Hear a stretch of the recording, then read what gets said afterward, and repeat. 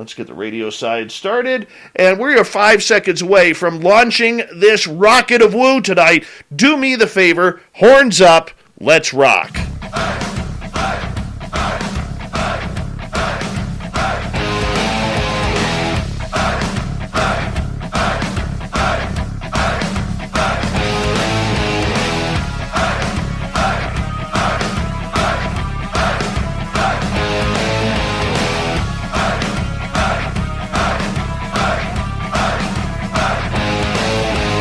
From the mountains of snowy central British Columbia to you listening around the world, this, my friends, is Spaced Out Radio. I am your host, Dave Scott, sitting in the captain's chair of SOR headquarters.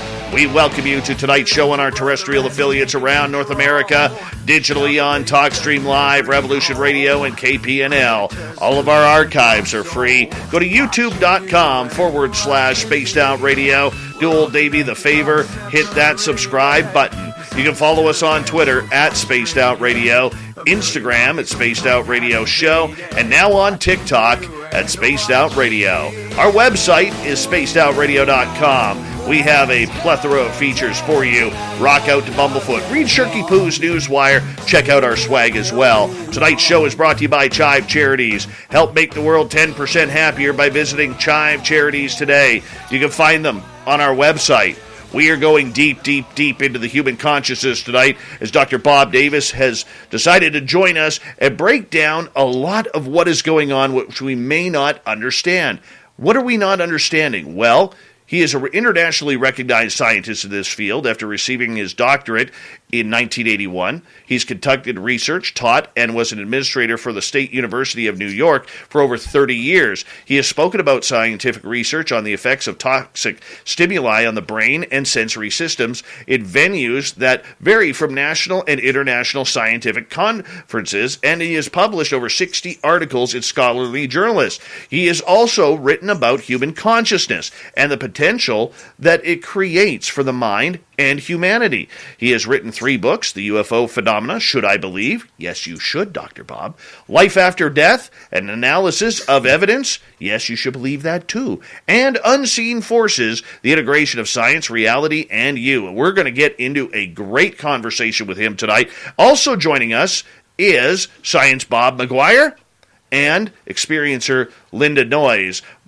Bob Davis, how you doing? How you doing? Linda, thank you for joining us. I'm doing well, and if I may say, the answer to all your questions is a resounding yes. Yes. So I'm 1 for 1 tonight. 1 for 1. Good to see you guys. And Science Bob, I know there's a little snafu in our schedule. We originally last week for Science Bob and Friends had Dr. Davis scheduled, but he was like, no, I'm on the show next week, man. And it kind of got snafu'd, so I apologize to you for that, my friend. But we're glad you're here, and I know you wanted to attend this one. Oh, we're gonna be good. We had a great time discussing the NDAA and the UFOs, and now we've got Dr. Bob Davis and Linda to tell us about all sorts of stuff they've gotten their hands into. And, ooh, those hands are so far in, they're burning. Dr. Bob Davis, I want to start off with you tonight because, you are a big focus of what we're going to be talking about tonight. As a scientist and someone who is about the facts and where the evidence takes it, when did you decide that you wanted to go down this other road, which is a bone of contention with many of your colleagues? Well, I don't know if it was me who made that final decision, but obviously I did. I was always left-brained, read almanac books, played chess as a kid, you know what I mean? And then I struggled after I had 3 experiences after I retired. In a sense that it rocked my world and made me question reality and the scientific method, let alone Newtonian principles. You see 2 UFOs, you have a shared death experience, and you have a remarkable spiritual experience that's ineffable in nature. And you write books on the topic, you research it. You can't help but not try to figure out what's going on after the cork's out of the bottle. So it took me a while to talk about just this. And you see, it's a stigma. And but the only way to get this information out, I guess, is through a documentary. Who reads books? Or at least my books these days. So that's why I'm working with Dave Beaty, and the Noyes is joining us too. And it's a pleasure. It's an honor. Dr. Davis, I'm going to get you to introduce Linda Noyes, and how does she play a role in this phenomena with you in your studies? Well, she provides a unique subjective issue. She's an experiencer on many levels, and she represents one piece of this extraordinary puzzle, this subjective one, and that's where we lack understanding the science of the subjective. We're far from that, let alone far from understanding the physical. So we need to integrate that in a new paradigm shift, if you may want to refer to it as, in order to try to better make sense of this. And the UAP and all the phenomena seem to be physical and non-physical, if you want to call it that. A psychic component, a consciousness component. It's a transpersonal event that results in a peak experience, whatever you want to call it. It changes the person's viewpoint. She provides that perspective, you see. And she's not alone. She's quite unique. And I learn from her. And I hope she learns from me as well as from Dave Beaty. We all work together in a sense and complement one another beautifully. So she provides that perspective, and she'll be part of the documentary. Very cool. And you know what, Linda, we're going to learn a little bit about you tonight, because you and I may have a lot in common.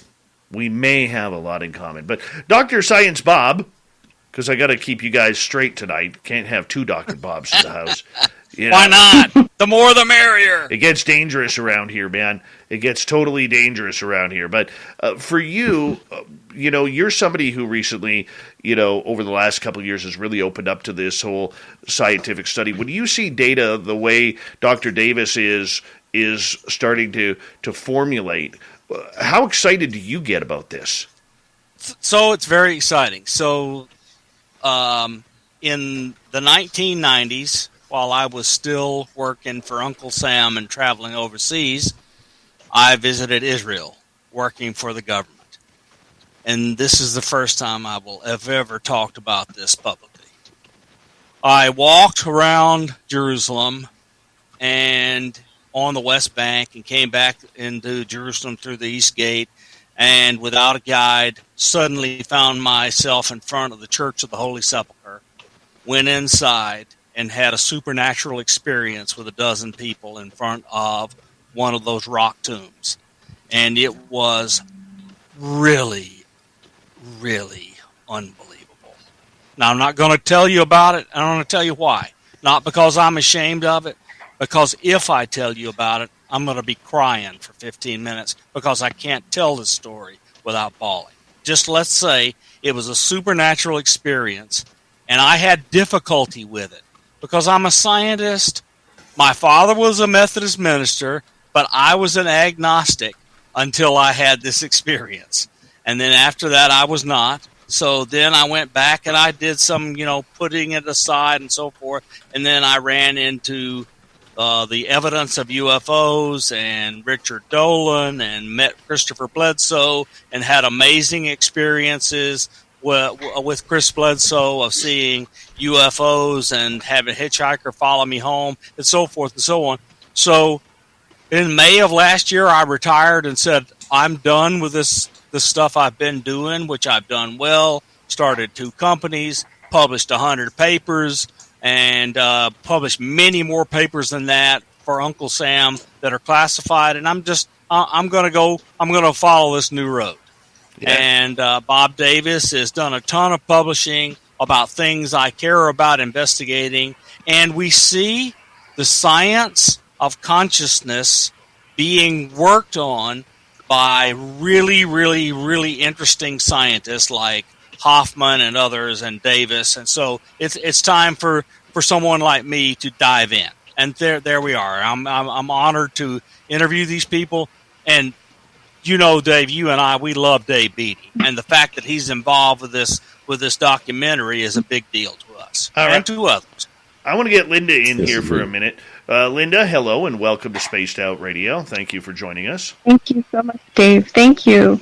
So you're an experiencer. Yeah. Of Oh, yeah. Since childhood, early childhood. Really? So for you, have you ran the gamut of everything from paranormal to UFOs to cryptids like fairies and maybe even Bigfoot? Because that's the energy you're giving off. That's funny. I wouldn't say Bigfoot. Never seen Bigfoot. But I have had a variety of different types of experiences, including telepathic, precognition, ghosts, different kinds of intelligences, I guess you would want to call it. Everything from spiritual to UFOs to things that look like ghost ships in Key Largo, which I saw with my boyfriend at the time, who was a captain on a vessel, and my daughter, who was 12 at the time. The three of us all saw something on the water. It has been, a very lonely journey for a long time. Even though other people might see things with you or, on their own, it's usually not something that people want to talk about. It's usually something that, people will say, oh yeah, I remember that was weird. And then, they just don't want to delve into it anymore. Because it's a distraction. It's not something that you want to spend your time with, delving into. Sometimes it might feel a little uncomfortable to think about. There were many times it was very difficult for me to go to sleep at night. I've done some pretty silly things like keeping all the lights on in the house at night, buying 2 or 3 different night lights for the same room, things like that, or just staying up all night long because I'm afraid to go to sleep. So it takes a while to adjust, and I am not, young anymore as far as, my age is a little bit older than I look, but, I'm a grandma. And I would say that now, at this age, looking back, when children are afraid of things, now that I have a granddaughter, I can really relate to that. So if she says to me, I'm afraid of something at night, I take it seriously. Whereas, looking back in time, when kids would say something like that, it's like, oh, you're fine, it's not a big deal. Now I get it. I understand what that feels like. So, when I first heard about Skinwalker Ranch, I honestly believed that Skinwalker Ranch was just a show. It was like one of those ghost shows. And I really didn't believe it. I thought it was maybe a put-on. And then I started to hear that there was government involvement investigating it. And when I heard about George Knapp's book with Dr. Green, not Dr. Green, but the other... Kelleher. Colm Kelleher. And I realized that there was something to it. And then I started looking into it. And I realized that my entire life has been very similar to that. Where, Skinwalker Ranch, you have UFOs, you have, spiritual sightings, you have everything. I mean, I don't have cattle mutilations, but, it's everything else that's involved in there seems to be very similar to a lot of the things that I've experienced throughout my life. So, yeah, it covers everything. It covers just about everything. So, I recently just finished a chapter for an upcoming book. It's A Greater Reality, and that's with Ray Hernandez. He was with Free, the Dr. Edgar Mitchell Foundation for Research into Extraterrestrial Encounters and Extraordinary Experiences. And we're just getting that going now. And Bob Davis has actually helped me with some of the editing. And it's been a long journey to write that, because I had to go all the way back to when I was 1 or 2 years old. And realizing that my entire life has been touched by this it's not very easy to accept it, you know?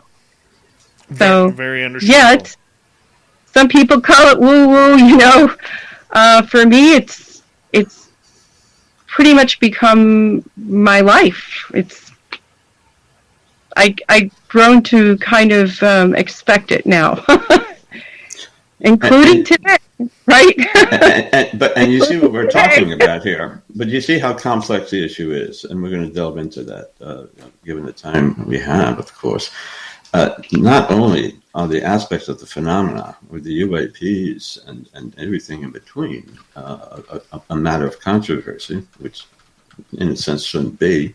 We're all feverishly trying to figure it out technologically and consciously, whatever that means. But the other complex issue is just what Bob said, and I commend you for sharing that. And you see, I just started doing that. It took me a while to talk about my spiritual experience. What you had maybe is commonly termed a kundalini, although that's loosely used. But you know, we can compare notes on that. Yeah, the cork really does come out of the bottle sometimes spontaneously. In Linda's case, it was an evolving process, very different, but it just provides the essence of the complexity of the issue at hand here. So we're talking about consciousness, which we have no answer to. We're talking about UAPs, which we have no answer to, and everything else, which we scratching the surface on with stone knives and bear skin and all that sort of stuff. But because that cork is out of the bottle, either because of Kundalini, a UAP, and a gray in the bedroom, a deceased relative, all that information exchange, maybe that's consciousness. It comes in all different forms. It leaves the person with a transformative experience and a spiritual emergency. That can be quite severe. Depends on many variables, the personality involved, and the type of experience. So it's not only trying to figure out what's going on, the impact that it has on the person's psyche, mental health, quality of life becomes a supreme issue. For some and most, over time, it becomes a positive experience as it's integrated. Initially, how can it not be shocking? And we're going to talk more about that with some of the research that's out there, as limited as in nature. But let's understand, all of us here represent a major piece of the population that is still, for good reason, stigma largely, media largely, etc., are still in the closet, unwilling to reveal it. So again, Bob, thank you. I had a Kundalini-like experience. I had it about 5 years ago, and I just started talking about it. Why? Ego. You've heard of stigma. But, it's real. Bob, you take a psychological eval. I do. Well, I may fail. You pass. Linda passed. Dave, you pass. But the point is, millions of well-balanced people are having these kinds of experiences. And Newtonian physics, of course, doesn't touch it. Quantum physics makes more sense. It still doesn't get there, but it makes more sense. And we'll talk about it. But thank you for sharing that, all of you. Dr. Davis, for you, when you started to look into the whole consciousness aspect of science, how did you even start to look into it? Because if consciousness is everywhere, how do you record it? How do you record consciousness? You ask an anesthesiologist that question to look at the level of wakefulness on EEG machine. You ask a psychologist, you'll get some cognitive psychological diatribe as an answer. You ask a theologian, you get an expected answer that's quite different. Everybody has their own definition of consciousness. So there's no uniform agreement, and that's another source of frustration. Are we basically innately inborn, as some people think? Some neuroscientists believe we have that God neuron. We all have that spiritual neuron that they quest for. They touch upon it, but no, it's way beyond that. We have spiritually, because since we've been writing on cave walls, we've been trying to figure things out. And that's genetically, inscribed in our brain, and we're still trying to figure things out. And the more we try, the more complex it becomes. But we're lit, and it becomes a purpose in life. It makes it challenging, however, with these spiritual emergencies. So, it's left brain versus right brain. I followed the scientific method like Bob for many years, and then bada bing. You can't deny it. You struggle. And that's the ego versus non-ego, and sense of knowingness versus what you learned from over the past 40, 50 years. It's a conflict. Intellectually, for more or some, it's more emotion or combination. Whatever it is, it's a transcendent effect. And for some, it requires the initial medication because of the anxiety-provoking issues it has. Linda, thank you for sharing that. I'd keep the light on myself. In fact, I'd move, given the experiences you have. But it takes time to talk about this because of the stigma. You can't. No, it follows. Exactly. It doesn't matter where you. No, it follows. I call it a hitchhiker, others call it a hitchhiker, whatever. It follows.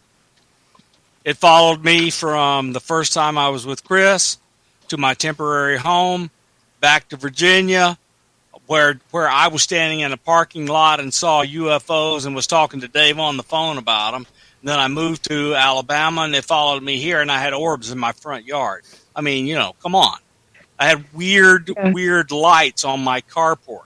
I sent Dave the pictures of these. I mean, there comes a time when you have to say, with technological devices, independent of your mind, can record what's going on, you're no longer full of what. There's something there, okay? And we don't know what it is. I think Penrose and Hammeroff are there, since Hammeroff is an anesthesiologist, and he can measure how to turn on and off consciousness and can measure it. What I think he's actually turning on and off is the antenna that interact with whatever the consciousness field is. But we're making progress, but it's slow. This is like all the years before Galileo, and all the years after Galileo before Newton, and all the years after Newton before Einstein upset absolutely everything. And we're on this road, and we got to follow this road, do some science, do some spirituality, etc. Go ahead, Dave. All right, you guys all hold on. We are going to go to break here at the bottom of the hour. Dr. Bob Davis, consciousness, NDEs, OBEs, ABCs of what we are studying regarding the phenomena. We are also joined by Science Bob McGwier and experiencer Linda Noyes. We'll be back with the second half hour of Spaced Out Radio coming up right after this.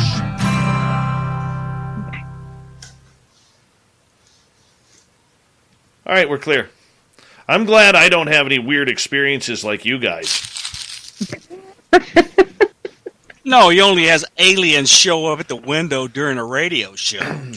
He only has ghosts walking up and down the stairs in a barn. He only has aliens in a forest beckoning him to come, and he chickens out.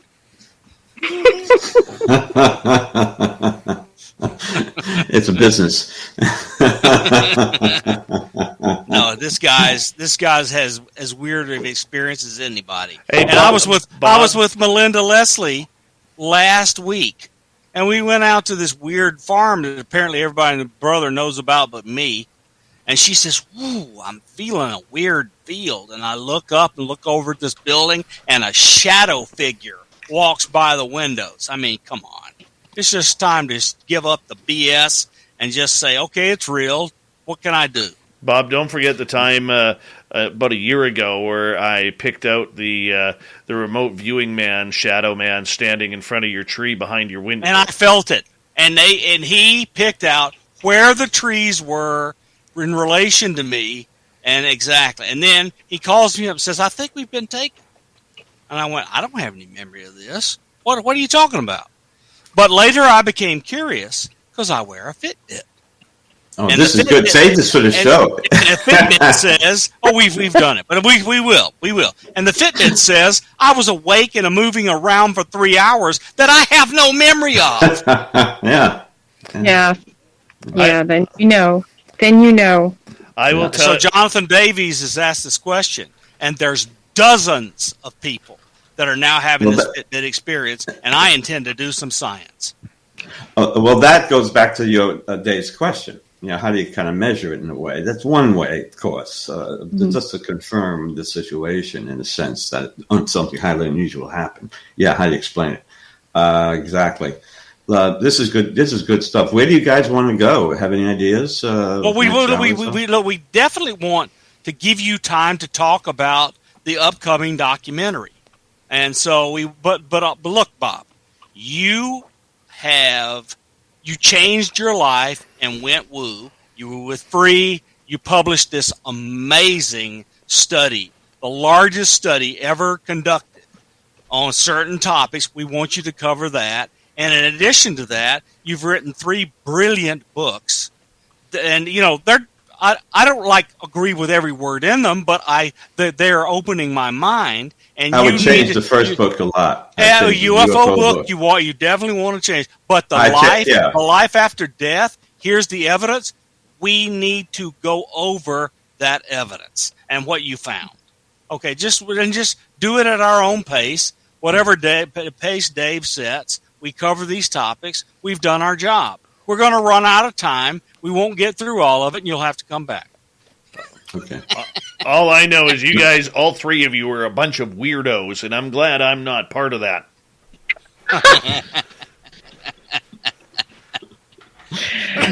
I blame Dave for getting me all the way into the deep end. So we were I was helping out Chris Bledsoe making a PowerPoint for UFO Con because he was a little worried about it. So I helped him put his slideshow together, and I went out to UFO Con, and Dave walks up to me and says, "We got to know each other," and here I am. Wow. Yeah. So you've had the hitchhiker. Oh, my Lord. My hitchhiker came home with us. It sprayed water out of the middle of the air in my wife's face and my face. And then after I accepted it and made a positive statement that I was going to accept it and work on it to relevant people, my wife was healed from her stroke. You think I'm a doubter? No. Her neurologist cannot find the lesion. Yeah. I mean, come on. Yeah. What the F?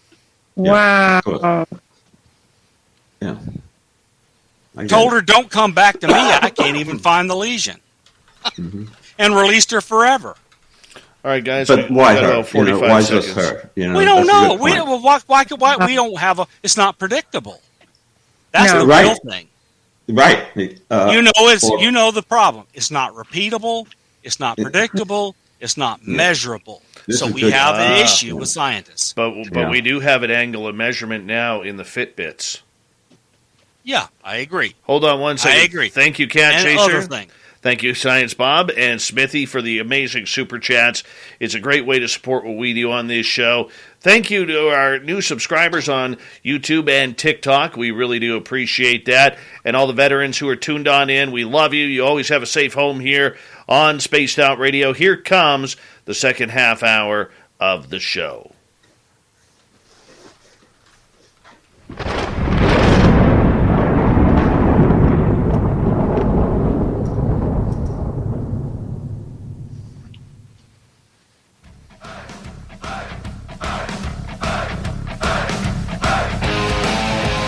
Here we go with the second half hour of Spaced Out Radio tonight. My name is Dave Scott. Thank you so much for taking the time to join us. We really do appreciate earning your listening ears. I want to remind you that if you missed portions of this show or others, check out our free archives by going to youtube.com/Spaced Out Radio. Do me the favor, hit that subscribe button. Our website is spacedoutradio.com. We have a plethora of features for you, including Rockin' Out to Bumblefoot, read Shirky Poo's Newswire. Check out our swag as well. Follow us on Twitter at Spaced Out Radio, Instagram at Spaced Out Radio Show, and now on TikTok at Spaced Out Radio. We continue on tonight with Dr. Bob Davis. We are talking consciousness and contact all night long. We are joined by experiencer Linda Noyes and a familiar voice to all of you, Dr. Bob McGwier, otherwise known as Science Bob around these parts. Everyone, welcome back to the show. It's a pleasure to be with you. Dr. Davis, I want to start with you on this one. You know, you had your own experiences that led you down the consciousness path to try and find out, you know, a theory as to what is going on. To this point in time, what do you believe is happening? Is consciousness part of a spirit? Is it a modality that we all are intertwined with? Or is there a God that controls us like the strings of puppets? What do you think's going on? Well, you'll have to get on the consciousnessfilm.info website for our documentary with Dave Beaty. The Consciousness Connection tries to get at that. Not that we're going to have an answer, but addresses the leading issues that relate to that. Because what is, you're asking me, what is consciousness? Information. Do I ascribe to panpsychism, information exchange? Then you say to me, well, if everything's conscious, how could something solid be conscious? Well, the table just told me, don't do it again. It's painful. Maybe that's an aspect of consciousness. It's information transcendence, whatever that might be, in whatever way, shape, or form, extra-dimensionally, or, you and I. It depends, again, how you interpret it. From metaphysics to the medical room. And that's what we have to come to some agreement on, what we're talking about. And that's where many of our polymaths like Science Bob struggles with, I think, trying to quantify, in a sense, getting back to your question, just that. What is consciousness mathematically? Can quantum physics, what we know of it, can math drive it? Can it incorporate that variable somehow? To explain the theory of everything, unless it's a simulation, VR, as Tom Campbell, who's in our documentary, will say. And yes, Eben Alexander, Jeff Long, NDE researcher experiences, who are also in our documentary. They'll give you a different definition. But to them, consciousness is leaving the body, universal love, timeless, spaceless, Kundalini effect, peak experience of some type, changes them forever. Well, while you're speaking about the film, please give us the website for the film, and in addition to that, tell people how they can support the film. Oh, thank you. Thank you for reminding me. Again, consciousnessfilm.info provides sufficient information about the discussion of the topic areas in the film. We're going to have leading scientists across many disciplines, like Diane Hennessy Powell, who does her scientific research at extrasensory perception with autistic savants. When Dave and I spoke to her about a month ago, she told us, for instance, getting off the topic, she has a 4-year-old that speaks different languages. That gets to your question, what is consciousness? Tell me that's a brain process, among other related matters. These autistic savants are quite unique. Gary Nolan is going to be in our documentary. Let's talk about him. David Luke, let's talk about him later. The list goes on and on, showing essentially that consciousness exists at every level. Meaning what? The information exchange between the subatomic particles to cosmological, let alone human to physical system interaction. We exert influence more than we can think. Maybe that's consciousness, using that information stronger, greater intention, maybe to eventually our potential, to use it to humanity's potential. To heal. Maybe that's an aspect of consciousness. We're scratching the surface very frustratingly.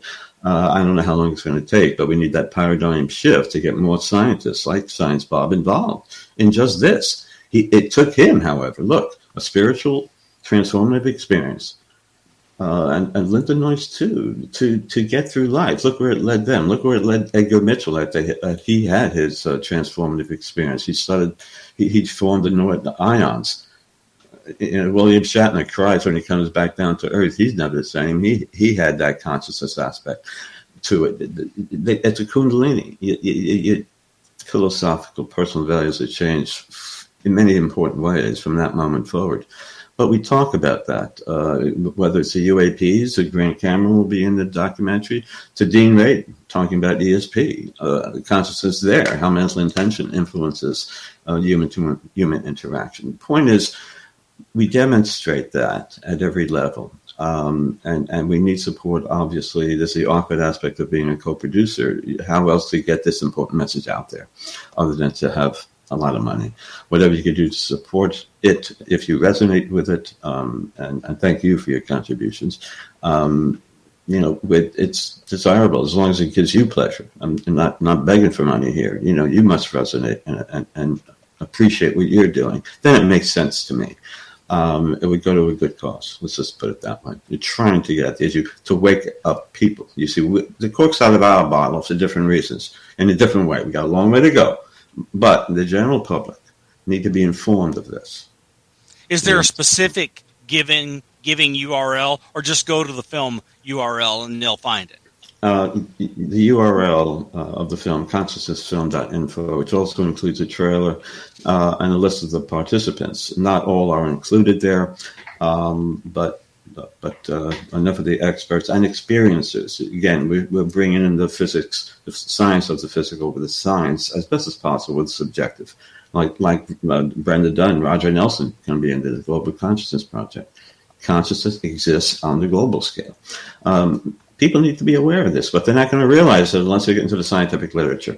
We'll get into that further. But it's in there in the film website, yes. Linda, where do you stand on everything with consciousness? Because as someone who has gone through a lot of experiences myself, I know the confusion that goes along with trying to put these puzzle pieces together. And as I've explained before on this show, it's like trying to solve a puzzle where every piece is gray and upside down. You don't get the colored side trying to figure everything out. So for you, as you have tried to solve your own mysteries as to what's going on, how has it been different for you that Dr. Davis has kind of hooked up with you to use you as a study, so to speak, in order to try and figure out the information and put these puzzle pieces together? So from each experience that I've had, there seems to be, and I agree with Dr. Davis, and it's a form of information. So, but it's also an intelligence, and there's something with intention going on. So with each experience, there has always been intention from this source. Whoever it is, whatever it is showing intention. And there also seems to be purpose. There's always a purpose. There's always an intention going on. So it's finding out who it is, what it is. And I had a thing happen today that was quite upsetting, because it involved an old lady that she passed away. And it was the mother-in-law of a client that I was going to do a party for. And I was sitting, working on my chapter, doing some editing. Part of my chapter where I'm speaking about an incident where my sister and I and my cousins witnessed a UFO in Maracaibo, Venezuela in July of 1976. And we saw this UFO deliberately submerge itself into the ocean, into the sea. And so I was working on some of, proofreading that part of the chapter. And while I'm doing that, I received a text from my client. And she says, "I'm so sorry, but I have to cancel the party tomorrow. I just found out that my mother-in-law died." So I immediately call her to give her my condolences and, asking her, "Is there something I can do? Can I help you? Can I help?" Because she had to call all the guests and cancel. So I offered to call for her if she needed to be with her family. And so I asked her a few questions, and, I mentioned to her, I said, because she said that her mother-in-law was in Venezuela. And I said, "Oh, wow." I was just thinking, I was just writing about this. And I said, "Well, I also have family in Venezuela." And then I asked her what city her mother-in-law lives in, Maracaibo. And I was just writing about the incident in Maracaibo, Venezuela. So I asked her, I said, when did this happen? When did this happen? She says, "Just right now. Right now, it happened just right now. I just got the call. The lady that takes care of her just called me right now and said that my mother-in-law just died, just this moment." So that's a really uncomfortable thing. That's not, and those things happen. Those are things that have happened. That's what you call timing and meaning. I think you know the term, and what it means to you is what's important. So since Jung wrote about synchronicities, we've all lived through them, and that is an amazing synchronicity, Linda. Yeah, it is. And what are we talking about here? So physicists speculate. What's the current theory? Why did she have this experience? Does somebody provide information to her that should benefit her in some way by that? Is it information of what type? For what purpose? How's that done? Is it a biophoton regulation, as some of these physicists say? Maybe it's a carrier field of these, what are they called? Electromagnetic interactions. They don't have space or time. I don't know. We see it at a cellular DNA level.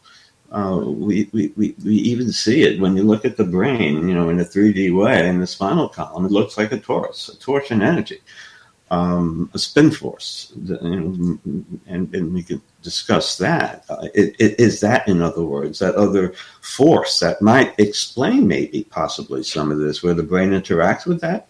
I don't know. External. You talk about an external agent, and is that intelligent? Yeah, because we're getting this kind of information, as so many millions have. And how do you explain it? You get this interaction with the brain, which may very well goes back to your core, where we see certainly quantum consciousness at the microtubule level. Hammerhart, the Or theory. We'll get into that. We see other evidences as well as a holographic construction of the mind. Piece represents the whole, the interrelatedness. We see aspects of quantum physics if we can extrapolate from the microscopic to the physiologic to the macroscopic. We see these analogies. Bob, I bet you like to play chess like when you was a kid. You try to integrate pieces, and you were such an important subjective piece as well as you're a science person, but you have both components. Maybe just struggle real in a different way because of that. It really goes at odds with your science background, trying to figure it out, but it also lights you up with passion, trying to figure it out in your unique way, and I commend you for that. But then you have Linda, who's well, what are we going to do? Do we look at Bob? Do we have an answer with torsion energy? Is that the biofield that does it facilitate the anomalous events we're talking about that's associated with consciousness? Is it a real force that needs to be integrated into physics? I think we need to look at the holographic universe incorporates that. A holographic concept of consciousness integrates that. Edgar Mitchell ascribed to it. It doesn't mean it's right. It means that Newtonian. It addresses it much better than the unified field theory ever could, which is not designed to. But that's where our science is largely. That's a uniform, agreed upon aspect of true reality, Newtonian physics. That's why we need that paradigm shift to explain these things. Look at the impact it has on millions of people. And let's not ignore that. As far as UAPs are concerned, too, physical phenomena, as Linda, but also a consciousness psychic component as it's now being further revealed. Even the DoD came out with that cognitive, I forget how they put it, cognitive interaction, as they describe it, between something else, right, UAP, and humans, besides the physical, no question. But they acknowledge it. I'm sure they threw Ingo Swann, others at it, and all whatever tech they could to figure it out, and they still can't.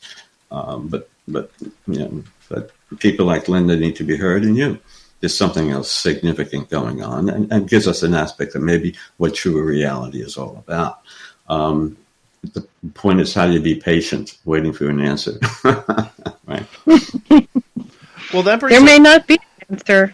Linda, I want to ask. So before you go, Dave, yeah, I want to point out to our audiences, Bob and I have been talking about technical things, especially the people on the radio, could not see Linda's emotional response to telling us that story of the interesting synchronicity she had with a person passing away in Maracaibo.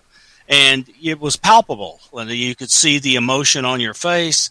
And this is what is ridiculously hard for technical, physical scientists to capture. But we got to be sensitive. Dave, go ahead. Well, I was going to ask Linda, for every experiencer out there, we all want to be taken seriously. We all want to be believed. We want people of Dr. Davis and Science Bob's acumen to be, believing our story, even though it is only anecdotal. How have you changed since Bob Davis came into your life to study you and the phenomena that surrounds you?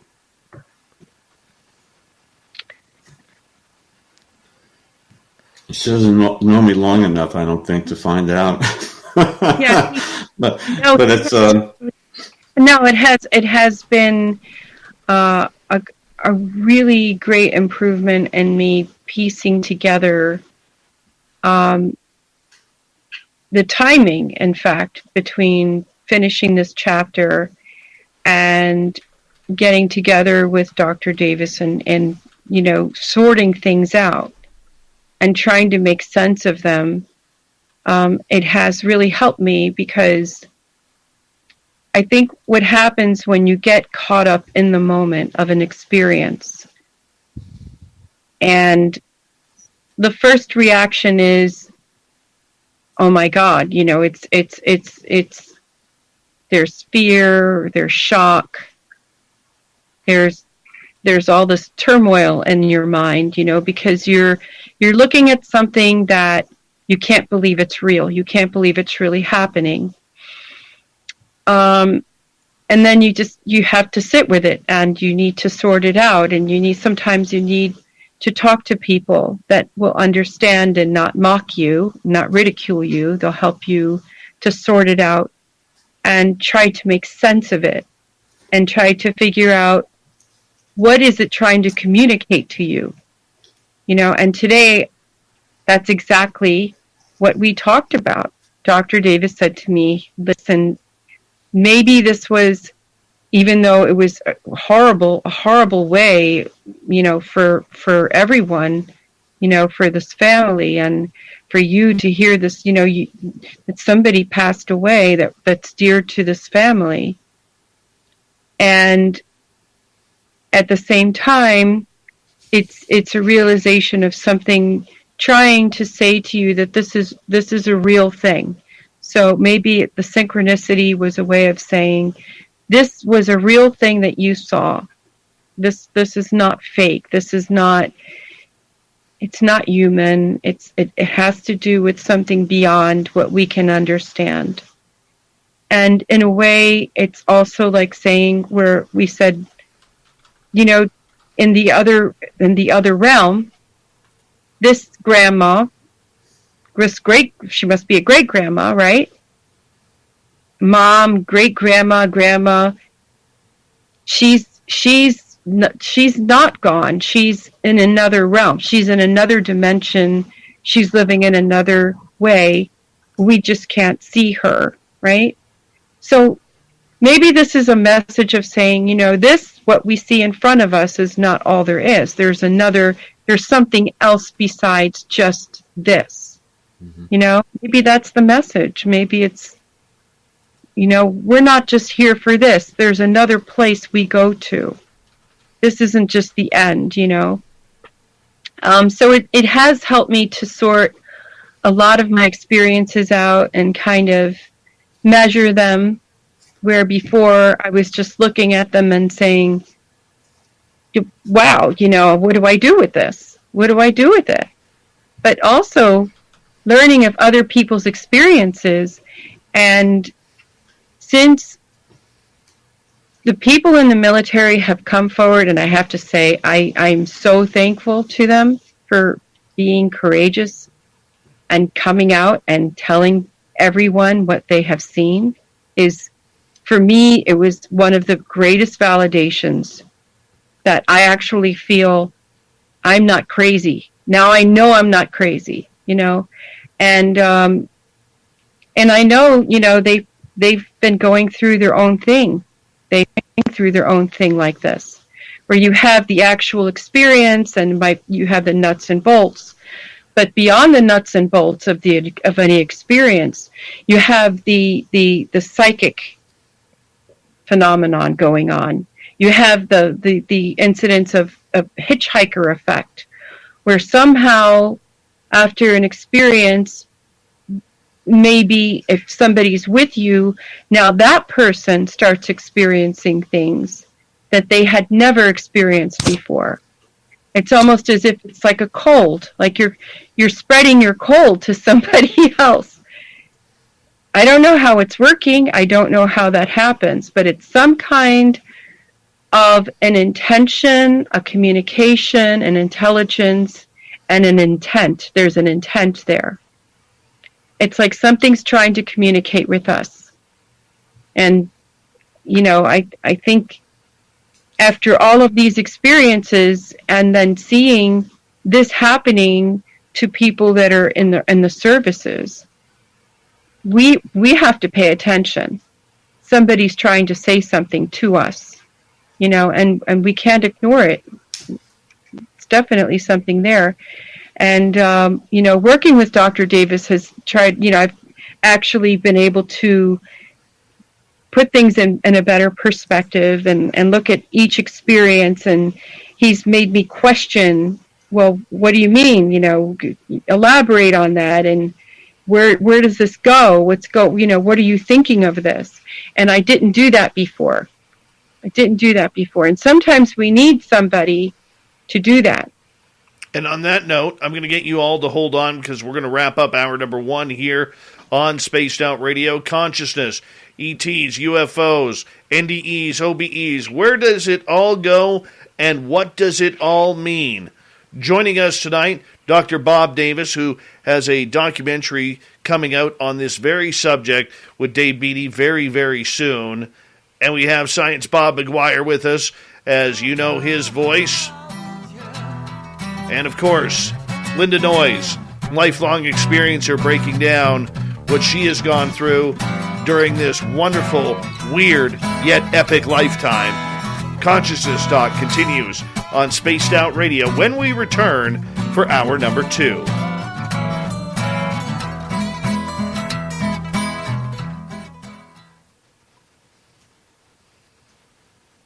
And we're clear. So let's suppose that consciousness is a quantum system, and my quantum system and Christopher Bledsoe's quantum system go together at his home, and we have a shared experience. Right then and there, our quantum systems are entangled. They're entangled, and so action at a distance happens through the entanglement. Now look, I can't write down an equation that proves one damn bit of that, but it feels right. Remember earlier, Bob was knocking on a desk with his hand. That is a field causing that. Quantum electrodynamics causes his hand not to go through the desk, not because it's solid. It's not solid. It's a field. And these fields repel and interact with each other. Sure. And it feels to me like consciousness is some kind of field that we don't understand yet. Now, way science and math have worked really well is shedding all of the crap and going back to basics and starting from basics, building up a construct on which you can do things. And Hoffman has done this with conscious agents. Conscious agents is a fancy name for a probability space, a probability measure, and a few other things. And then we need to layer on top of that actions and so forth, and finally derive from this conscious agents quantum field theory and quantum information. If we do that, we're going to get someplace. But we are not there yet. No. Oh, yeah, I agree. I'd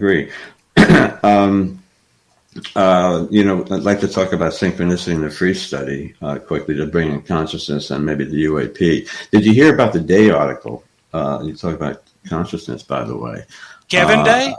Yeah. He just came out publicly. Yeah, and I've known Kevin for a while. So anyway, I knew about this, but I'm glad it came out. Are you talking about Kevin or David Fravor? Kevin Day. Kevin Day. Who's had some, I think he mentioned it took home a kind of hitchhiker home with him, I think. Fravor has not admitted to woo-woo of any kind. He just saw something. Day has suffered tremendously with the hitchhiker and other things.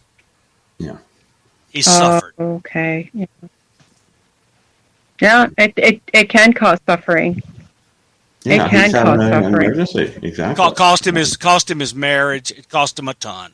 Right, and it's a pandemic, and where do you go for help? How many psychologists know about it and don't put them on Thorazine? You know that.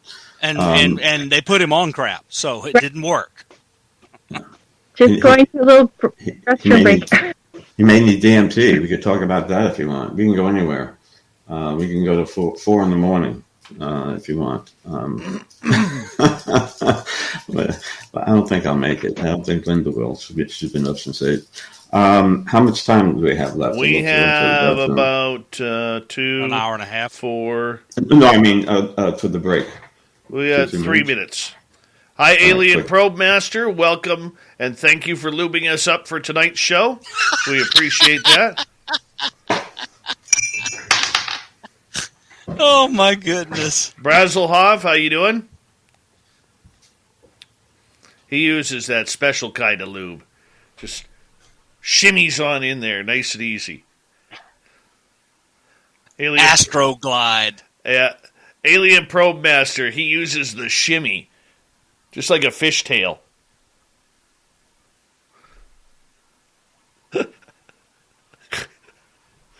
And he's greeting us from Uranus. Mm-hmm. Yep. Willow Trees, how are you? Yep, he lubes us. He's our official lube master of Spaced Out Radio.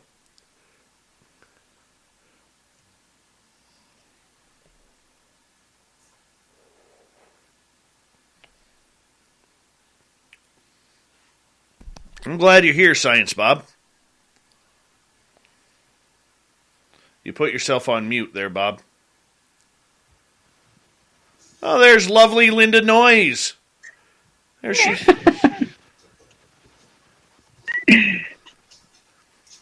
Hi, gorgeous Lavira. Welcome back. John Poe, good to see you. And there is Kronos and gorgeous Katie. And 11, welcome. Katie, haven't seen you in a while. 11, it's been about 10 days or so. Nice to have you back. Hard to believe my brain remembers this. It shouldn't. Tim McCart, how are you?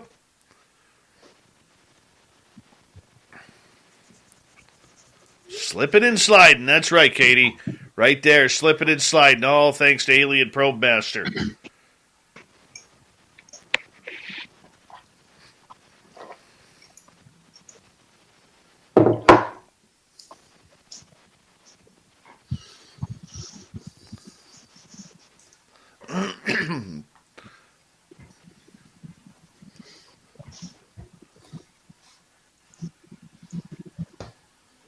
We've got about 40 seconds here.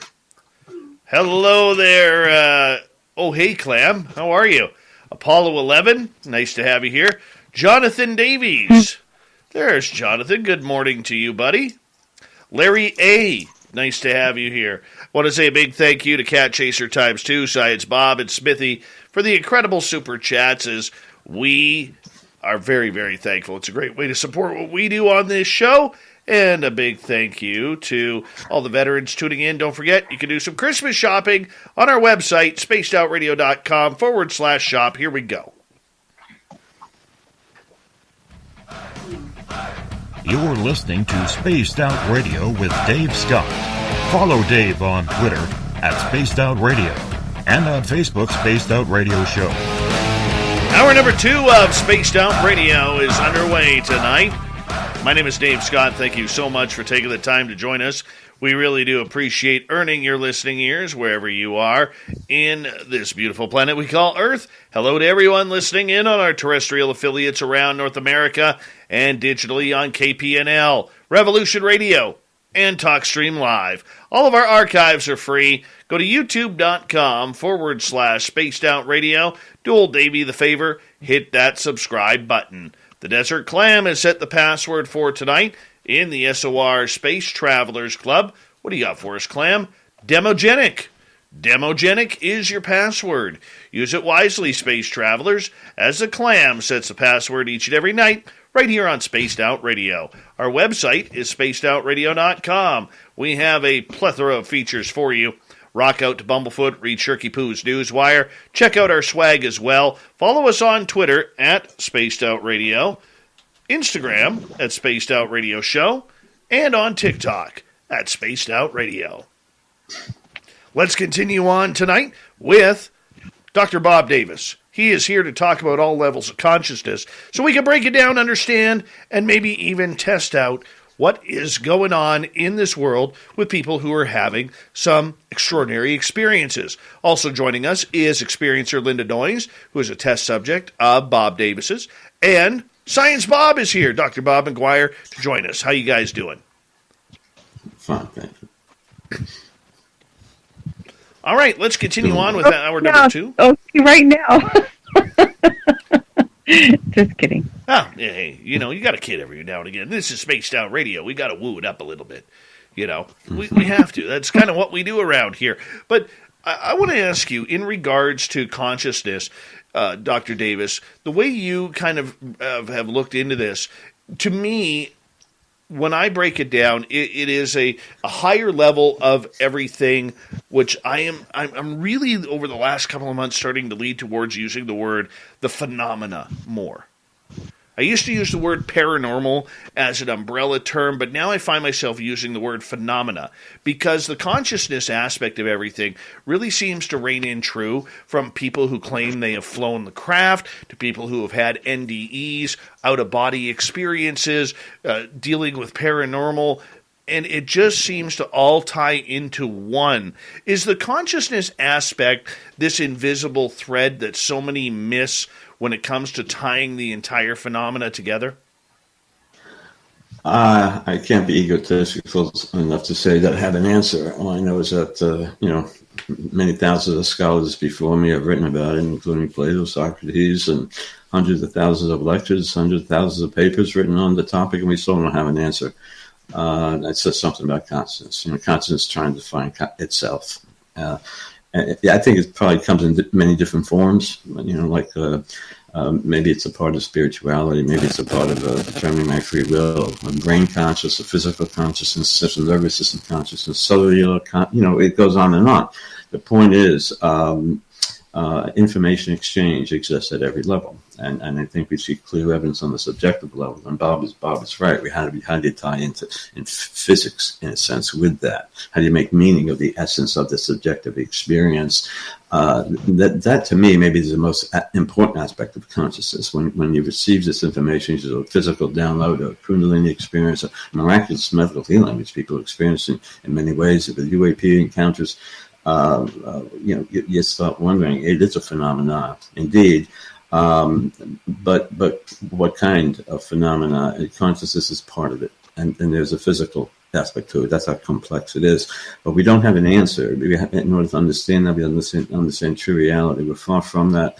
But something is interacting with us. It is an intelligence. It is an intelligence. And we saw that in the study with 3. I joined it because I saw 3,500 people who filled out 600 questions. So questions about what their experience was like when they interacted with the UAP or non-human intelligence.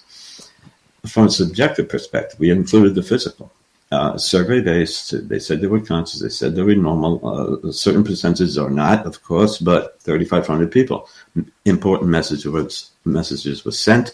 I saw the data there. I said, wow.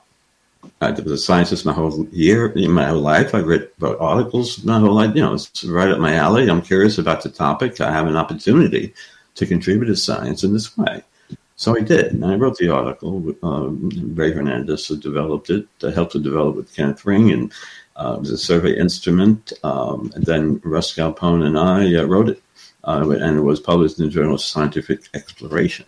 But it did provide a different aspect of an issue of consciousness that's associated with the UAP. And believe me, it is a physical issue too, but it is also a consciousness component, because most of the people who interact with the phenomenon say it's like an out-of-body experience being floated up into a matrix-like reality. Matrix-like reality, non-3D. We don't have the words for 4, 5D, right? So their stories sound esoteric. It's hard to put into words. It's ineffable. The brain's not designed to do it. It's 3D based. So it's hard to interpret some of the qualitative responses we hear when people do interact with that alternate realm, whatever it might be. Again, I don't want to go into the multiverse and all those other theories, because we know that. The point is there's something else beyond what's in front of your face. But people are sensing, they're visualizing, they're communicating with these non-human entities frequently, more frequently that when they're not in association with the UAP. You see? Okay. When you see a UAP, of course you can be, and they are. And people do report, but a minority, maybe 10, 20% report that they're physically relocated to a craft. He has a big black eyes, and they're doing something to their reproductive organs, right? Sometimes horrific, sometimes not. But the initial experiences are negative. How can it not be? And the larger picture is as the negative experience of the alien abduction phenomena, which Mac disagreed with, and our paper showed that it's not largely negative. Initially it is, of course, but over time people do adopt to it, and they want it. A good subset of the population, about 1,800 people, 90%, who had interactions more than 10 times with non-human entities, did not want their interactions to stop. Says something. And incorporate that in physics. That sense of expanded consciousness, the feeling of bliss, the unconditional love. People have it when they have the NDEs. People are not, not in a negative way too. Let's not forget that. But over time, you see, when we did our study, we broke it down by number of abduction experiences. And those that responded 1 or 2, largely negative. Well, that's what Hopkins saw. That's what the other hypnotic regressionists saw. So they painted the picture that it was largely negative in interaction with the UAP, largely negative, because when people went them for help, and I commend them for the help that they provided these people, for the most part, I think they came to the wrong conclusion, because they only saw people in a spiritual emergency after 1 or 2 times of their abduction. Over time, the people who had 10 or more, 20 times, they don't want it to end. What is that? The telepathic consciousness they have, that kind of information exchange that we all hear. And some of us experience that download of information. We know the great scientists have often said, like Edison, you never came to me. It comes to me in a dream, or when I'm in a hypnagogic state, when my brain's half shut down, I dissolve the ego in the left brain, and then I can communicate on more of a quantum level, and I'm, space and time, whatever, right? Law of entanglement, and I get information that my brain's filtering. See, the brain may serve as a filter, not a unique idea, and impedes our ability to sense true reality. Okay, it's a possibility. So once we kind of short-circuit it, possibly through DMT, there's a study that came out just the other day. You talk about synchronicities? I think it was today. David Luke is in our documentary. they just came out with a study, a thematic study of people who had DMT. They inhaled it. It was a survey-based, 60, 70 participants. They almost all interacted with non-human entities, varied range, from cartoons to grades to you name it, everything between. Point is, what got me most out of lengthy article, commend him for his efforts, they interacted with benevolent personality, the essence of the experience. They felt love, you see? Now, that's not always there, but why? Why do people say it's a positive outcome in our free study? You see? There is, whatever the information exchange is, it's generally benevolent. Not always. I know that the demons and all that, the horrific experiences, they do happen. Maybe that represents another branch of the tree. But the point is, thankfully, it's largely positive, but it's largely an out-of-body experience. They float up. You know?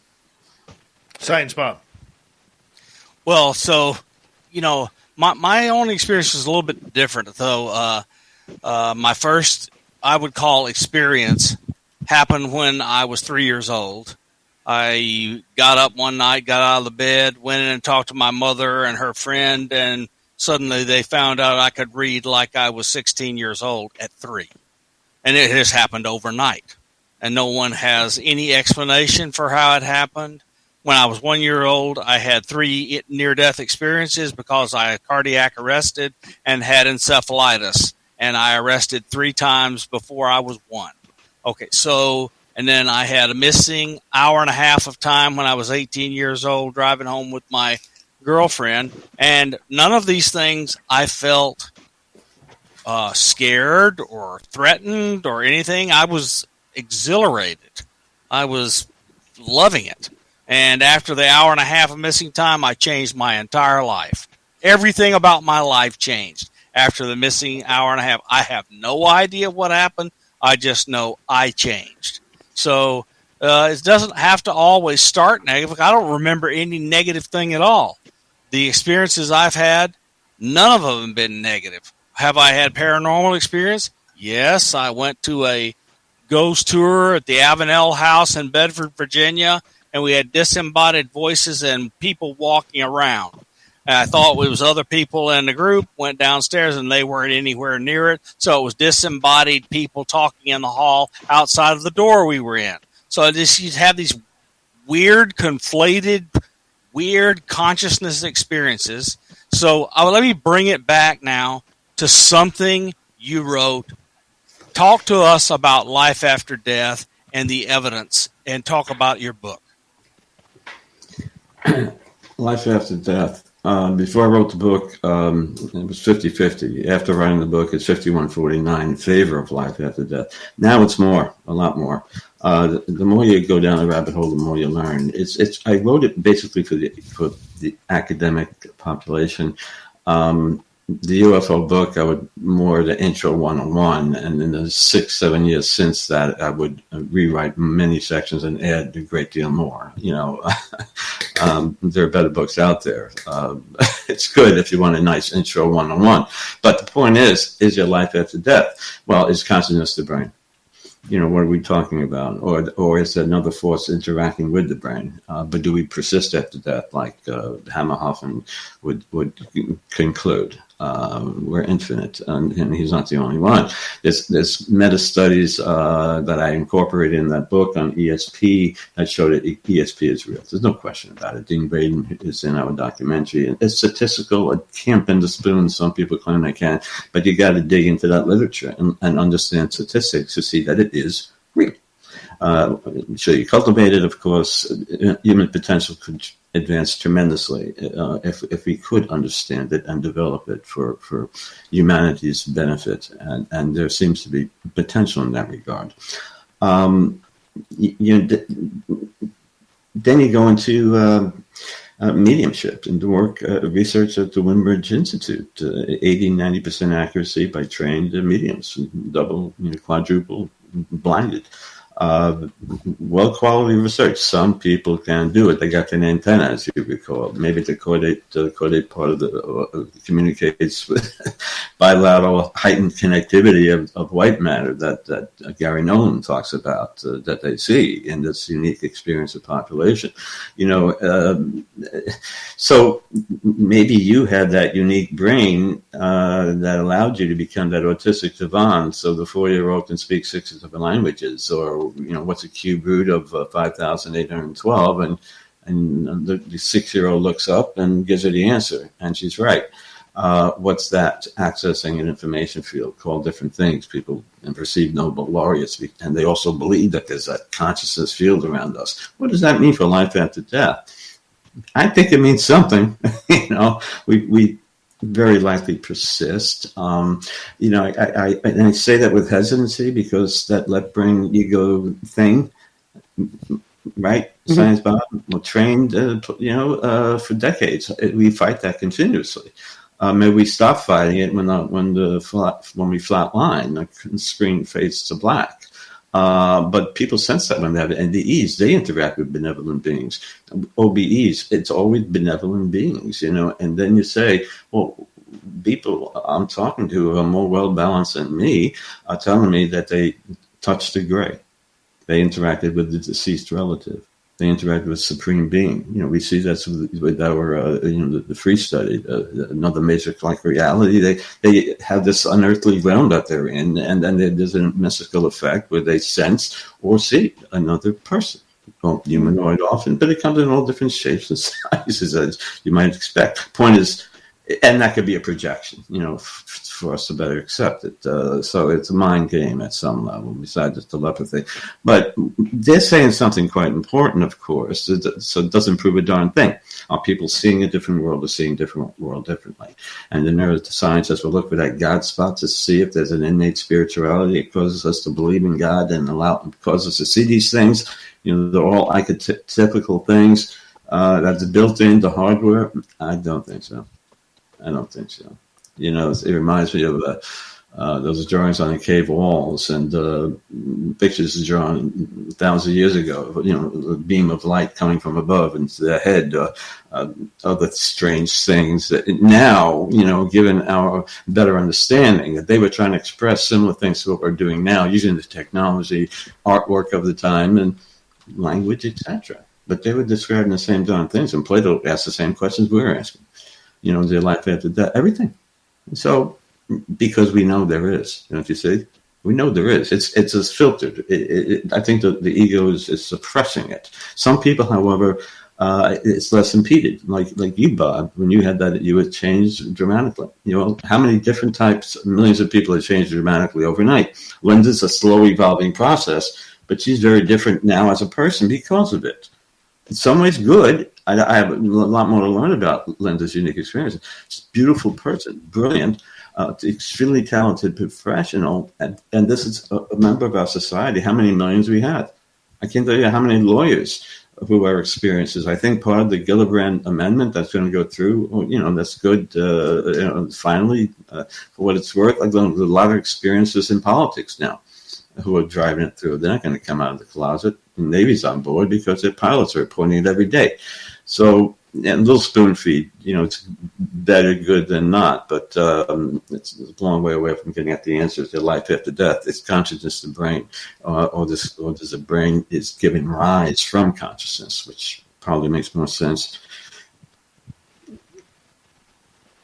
Very much so, and I can see where that study is going. Linda, I want to bring you in here as we got about 4 minutes to go here. In some of the conversations you've had with Dr. Davis about consciousness and about the aspects of what you have gone through trying to figure out the path that you have taken, what have you learned about the scientific side as an experiencer?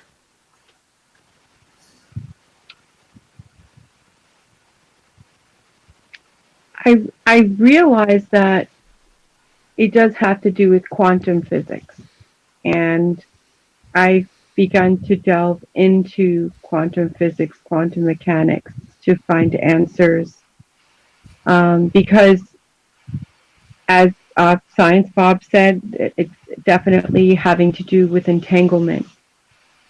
And I believe that might explain how when you have contact with another person who may not have had experiences before, and you could just be with them, or you could be talking about the phenomenon together, and then that person somehow experiences their own experiences all of a sudden, where they've never had them before. That it does have something to do with quantum physics. Absolutely. Absolutely. And I mean, as you said, I mean, nothing is solid. It seems solid. We feel it seemingly solid. But I had one experience in 2015, and it was late. It was in the middle of the night. It was August 31st, 2015, and during my experience, I literally felt where my body changed from a solid matter state. And as if, in sublimation, where you have a solid, go straight from a solid to a vapor. And that is the only way I could explain what I felt my body doing at that moment, was going into a vapor state. And then from that point on, going through the closet door. And I believe that, that's an example. It's a scientific example that there's some sort of technology involved here that we don't understand. It's way beyond our years. And perhaps whoever this is has this ability to do this, where it looks like magic for us, but it is some form of science. It's some form of advanced technology. It's like ice evaporating into a gas. It's form and formless in a way. Ice. Yeah. I don't know. It's a transition. Absolutely.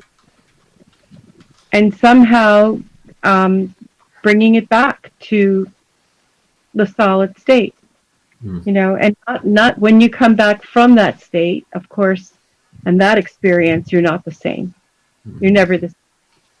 I think people ought to realize that if we take a look at an atom, 99.13 nines with a little bitty 4 at the end is empty space. Okay, yeah. It's empty. Okay, so there's virtual things happening, but never mind. The real particles that are in an atom are mostly a tiny, tiny bit of the volume that keeps us from going through our chair and hitting on a desk. So we got to understand, there is no solid. There is no matter that people are thinking of these little building blocks that fit together like bricks and keep the water out. There's just nothing like that. Quantum physics has told us it's not like that at all. Forget about it. Yeah. That's right. Yeah. Yeah. You mentioned life after death, and it all ties in, and that's the beauty of it, and the frustration aspect is all interrelated in some ways. But you talked about my life after death book. If you told me what's the best evidence that there's life after death, it goes back to what Eben Alexander talked about, who's again is in the documentary. He met Dr. Bob, I'm going to get you to wait right there, because we do have to go to break here at the bottom of the hour. We will continue on with near-death talk, NDEs, out-of-body experiences, consciousness, the topic du jour on Spaced Out Radio with guest Dr. Bob Davis, Science Bob, and experiencer Linda Noyes. We continue after this. All right, we're clear. All right, let's get some listener questions in. Yeah, listener questions. If you guys want some questions asked, put them in capital letters so old Davey can actually read them. We'd appreciate that. Thank you very much. They'll start coming in. Yeah, Julie's been cracking the whip, telling them to put it in all caps. She's vicious, that gorgeous Jules. Yeah, she's my Bama buddy. Vicious.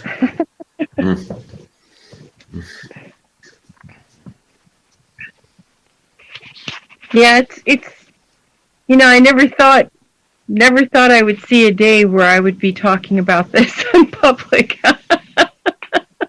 Yeah, I mean, look, before I went and had my experiences with Chris Bledsoe, I had a top secret special intelligence clearance, and I wasn't talking about anything like this.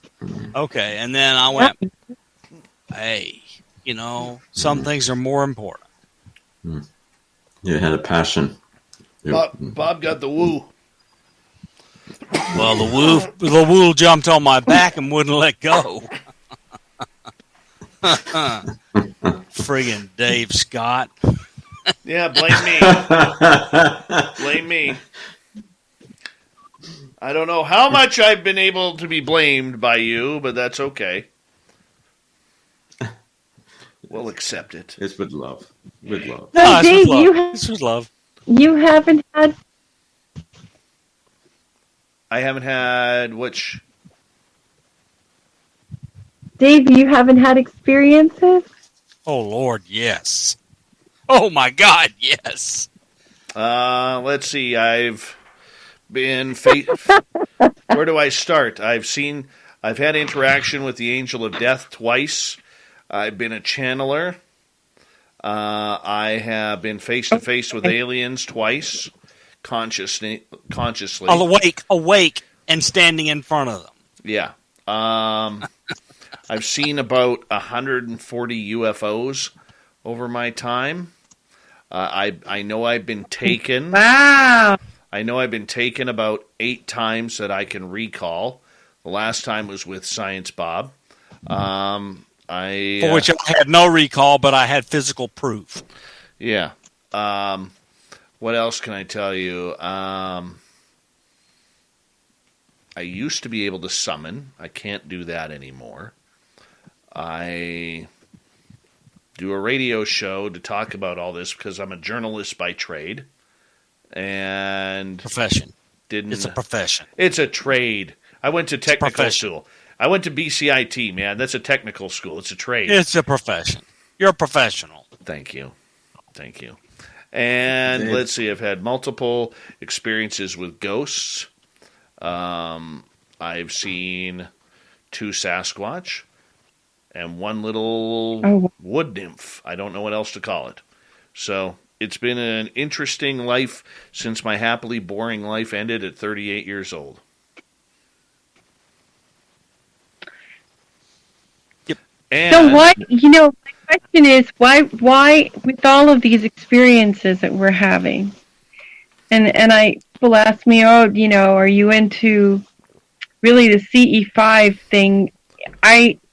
In a way, I find it fun, like a fun idea. But in the other way, I feel like, why would I do that? Mm-hmm. I don't need to do that. For me, it's a look. I'm curious. I want to see shit and get it on film. For me, I started this radio show because I didn't know where to turn, and I needed some answers. And, like with the black triangles I saw, both of them were much different than what everybody else has seen. Like, everything that I've seen has always been like a fraction different. And I can't get an answer or pictures or diagrams of anything that I have seen. And I got frustrated. So, that's my woo. So when was the last time you guys had an experience? Last summer, all the Blink 2 cameras around my house had orbs floating in around them. And I knew they were there because I could see them going past my window in my living room while I was watching television. So I turned on my Blink camera, and there were these orbs in a triangle bouncing up and down. I went, I wonder if those are bugs that are being illuminated by the IR. We're about to come back here. Hold on. Sorry, guys.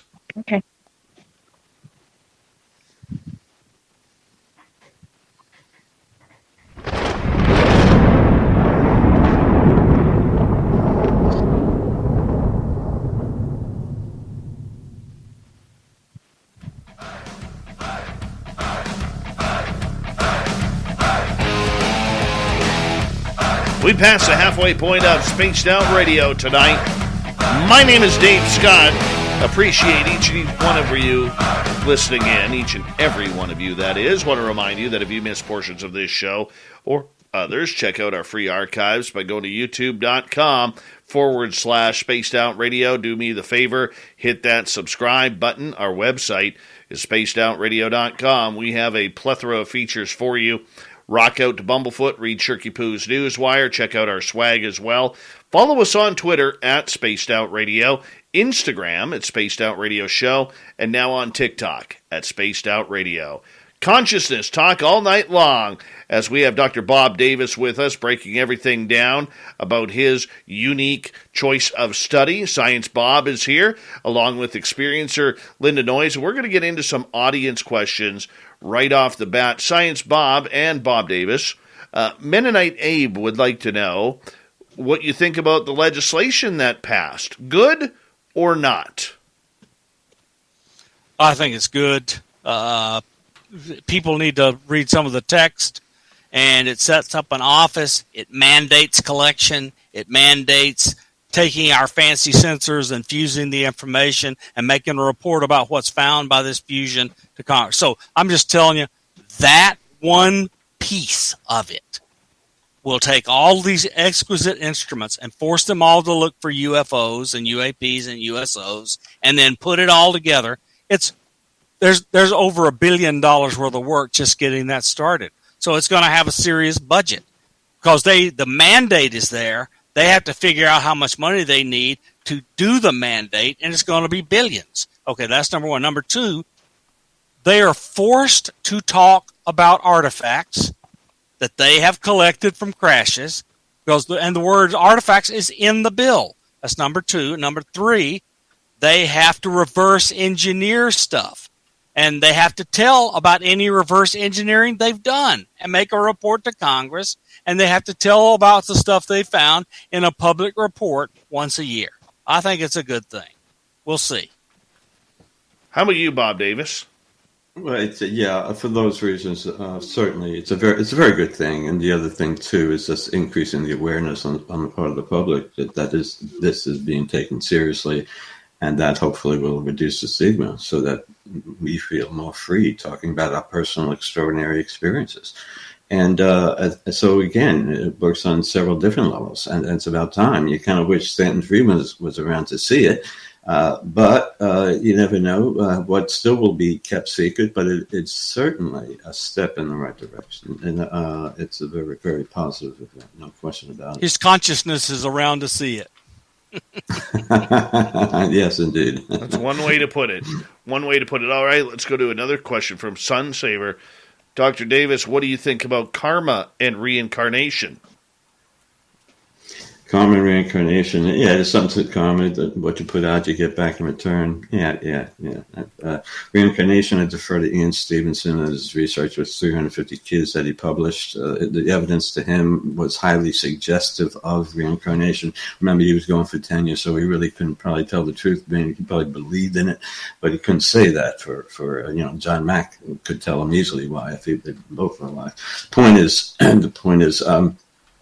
And he looked at a few hundred of these young kids before the age of 8. Probably the most significant aspect of the evidence to him was that the birthmarks on the kids they were located where corresponding wounds were reported from prior lives that they described to him. So to him, that was compelling evidence. Why did that child was born with no hand? Well, the kid also talked about a prior life where the hand was chopped off. Those kinds of associations, again, qualitative evidence, a little kid, you can cut up to pieces, but highly suggestive. They continue that kind of research today, too, at the University of Virginia, I believe. So what we're talking about, the hologram, all that stuff, what it may mean in a nutshell. Reincarnation, I don't know. It's probably right. Again, the basic question is the consciousness the brain? And if not, likely isn't, then yeah, reincarnation must be part of that process. And I want to add Leslie Kane's book, Surviving Death, covers a lot of this stuff in great detail with actual events and studies and people's names. So that's a good book to read. Yes, indeed. All right, let's move on to another question here from Nicola. Dr. Davis, what do you think of using the name of Jesus or prayer from stopping the experiences? Well, some people say it works. I've heard it anecdotal, but don't go by that as a formula that'll always always work. Here again, these questions are posed. We have 10 million kinds of questions like this. There's actually a book about how to defend yourself. Kathy Martin wrote one, How to Defend Yourself Against this kind of effect. How do you stop it if you don't want it to happen? So some people report, it may not be saying the word, but the intention. When maybe a negative entity is there. Who knows? But the point is we need more research along these lines, the thematic essence of these kinds of issues, you see. And we're just scratching the surface. We need much, much more of that. And although getting back to the prior question, although the government is going to study the UAP, the public still has to be very much involved. And the boots on the ground like UAPX and other, ufology organizations need to be very much involved and supported in any way possible. That's when we're really going to get, I think, that smoking gun that we all look for, or at least get a little bit closer. We've all talked about how intention is important. So if you are a believer in Christ and you invoke Christ's name to help you, you are really loading up on intention, and it probably helps. That's a good way to put it. I agree. Okay, let's move on. Mental intention. Yeah, good. Let's move on. Vash the Impaler is asking, have either of the Science Bobs heard of blind people who have had near-death experiences? And Jeff Long talks about that. There's been a few studies, not many studies, small sample size, of course, but and people describe what they experience visually. And what got Jeff Long most amazed about blind people who reported having NDEs was that they were surprised when people said that you know what, us sighted people can only see pie-shaped, 180 degrees, because when they had the experience, they saw 360. This is what people who had NDEs said. This is what quantum consonance says. Quantum physics says no time, no space. A 360 viewpoint. The out-of-body experience. Interesting. So, yeah. All right, we can move on here. Jenny is asking, what are your thoughts on ascension? Are we moving into other dimensions? I don't know. Yeah. Linda, you think so? I think so. I think it has to do with being able to either on your own, with your own intention to move into another dimension or to visit other dimensions, or by the intention of other intelligences that are capable of moving you with them into those other dimensions. I believe that there is. I don't think that we are creatures that are meant to be only in this dimension.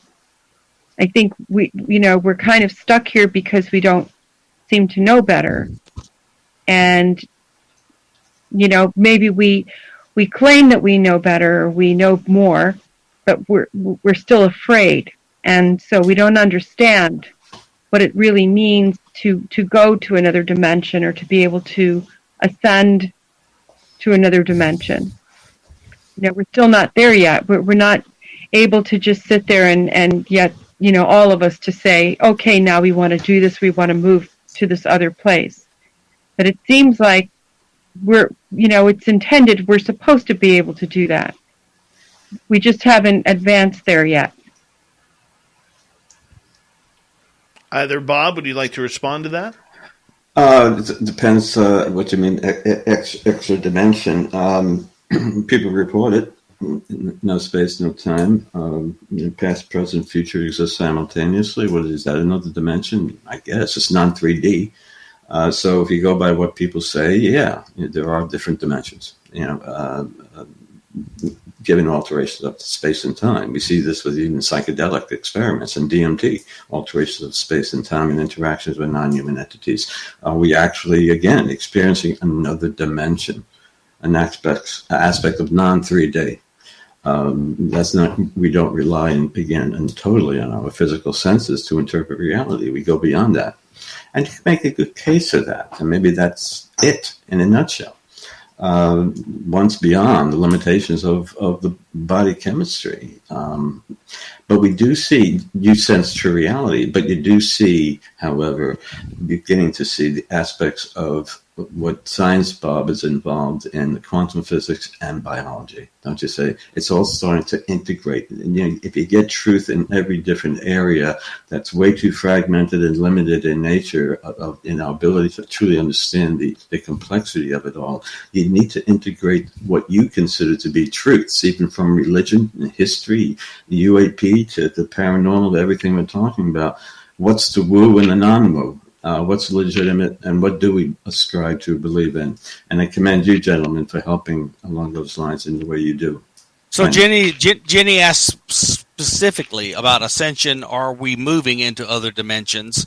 And I just don't know the answer. But I want to tell you, as a mathematician, physicist, engineer, higher dimensions, that doesn't seem like any big deal to me. I worked in higher dimensional spaces my entire adult life.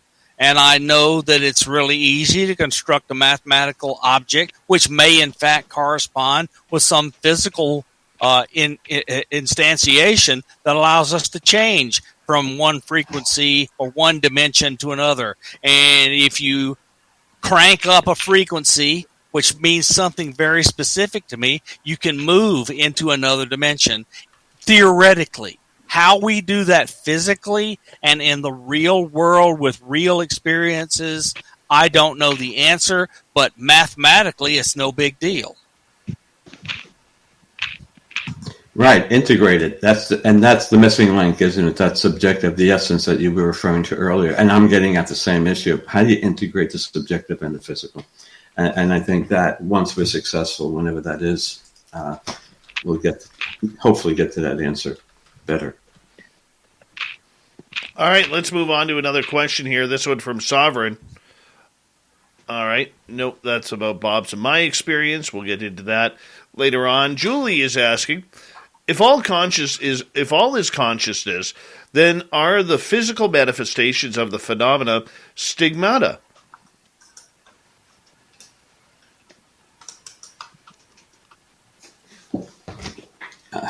Some people claim that to be true. And again, I don't know. But look, if the stories that Bob told us and the stories that Leslie Kane have told us are factual, and let's just assume they are, then these marks on the bodies of 2- and 3-year-old children that then later express a belief that they had a previous life, and they correspond to wounds and other things in their life from their previous life, then that's evidence. Is it proof? No, but it is evidence. And vertical perception. Eben Alexander will say he met a beautiful woman when he had his NDE. She gave him facts and figures about herself. I was your sister, and I died 10 years before you were born. Other information about the family goes back, tells the parents. There's no way he could have known unless he met her. What does that mean? These Picandarian cases, what do you want to call it, vertical perceptions, rare, but they occur. And I'm looking at that. Jeff Long is the founder of the Near-Death Experience Research Foundation. You have thousands of these NDE qualitative reports of people's NDE, getting at this in a sense. Again, hard to just understand because they're sensing non-3D, but it gets that they all share similarities, certainly. Has what to do with these other dimensions, universal love, everything that we hear about, of course. But that kind of information, more than anything, proves to me of life after death. Information that we could not have obtained unless we did visit the other side, with another, whatever that is, come back, have it verified. Good luck with that. See, that's what Ian Stevenson was after. We should be looking again more into the qualitative research. It's out there. There's many masters thesis, dissertations, in a vast array of qualitative information. Even in our study that was published, we didn't include it, but the responses to 600 questions, qualitative.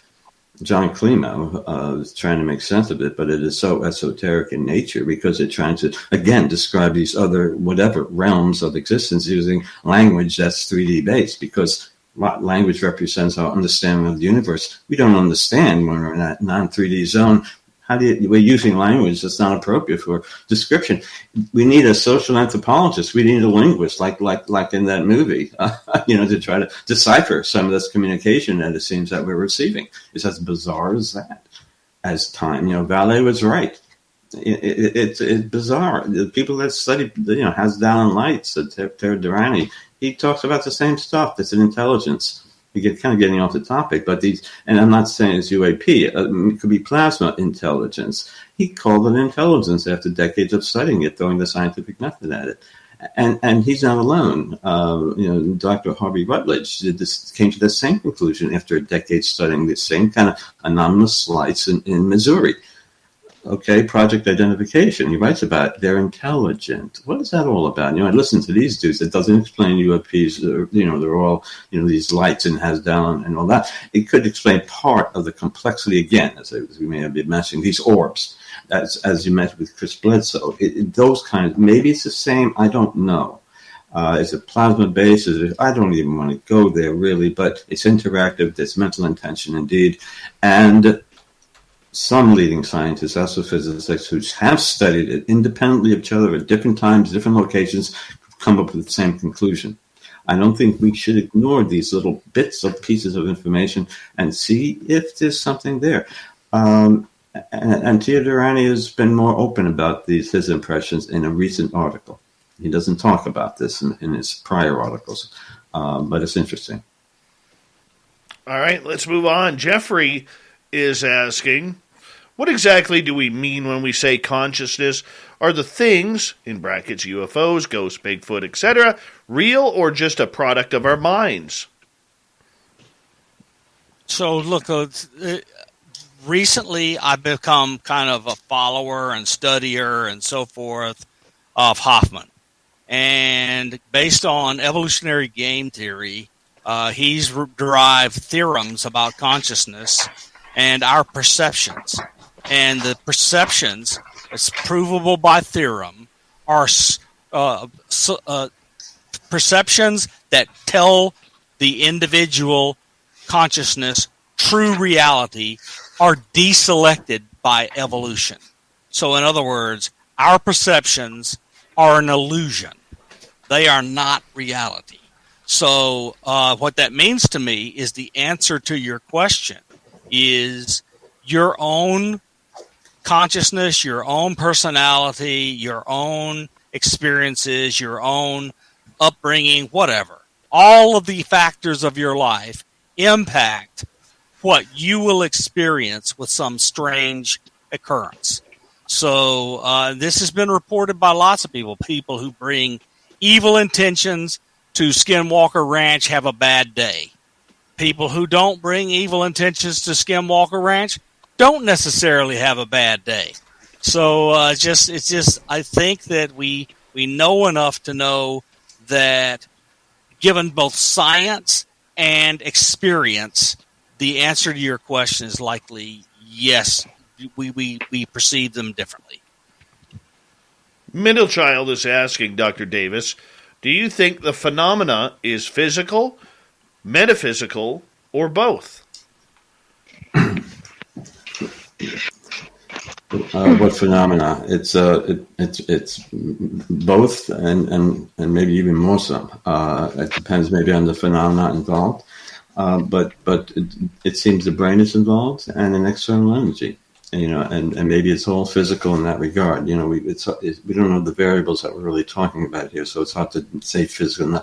I'd say it's yet to be explained. So it's another force that not in the unified field theory, but but it could be a physical force that is integrated with the brain, like that torsion energy or spin force, possibly. And so it could be physical. We call it non-physical in the sense that it has psychic. What do we mean by consciousness? What do we mean by paranormal? So we don't have the understanding about what these terms really imply, let alone whether it's physical or non-physical. And it's a great question. I wrestle with the same thing. And that's a part of the UAP issue too. What's physical, what's non-physical.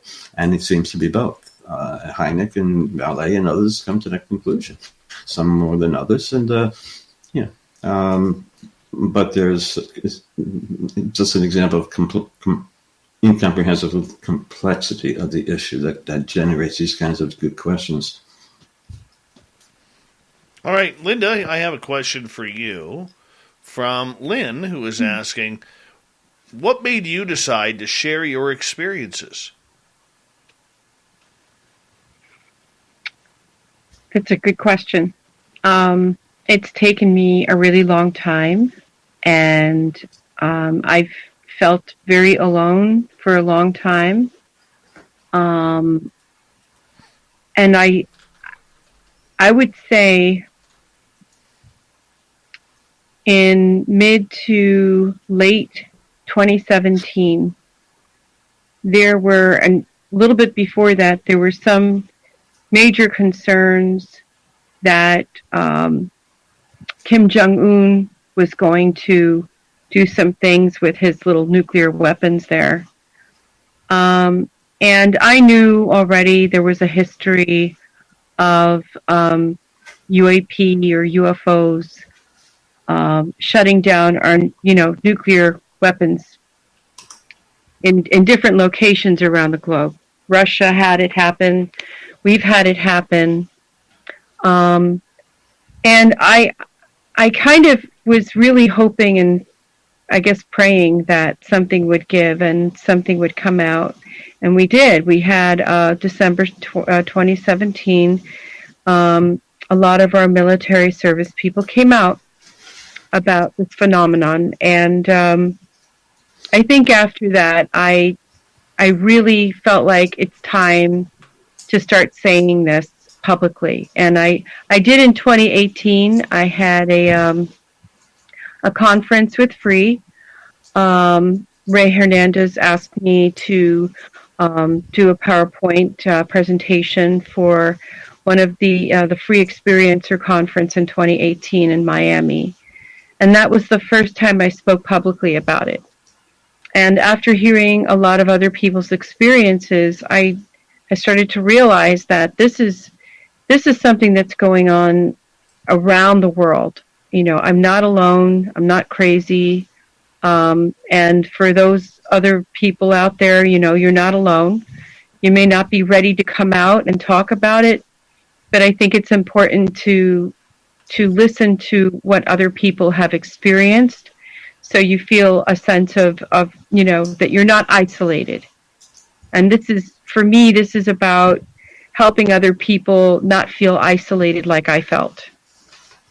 And right there, that's where we're going to stop it, as we got to go to break here at the top of the hour here. We're 2 hours in.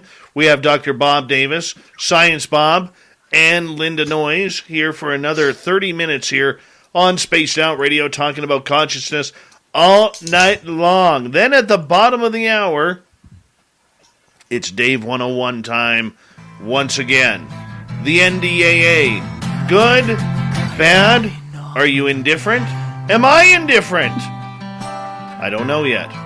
I'll tell you when you listen. Hour 3 of Spaced Out Radio.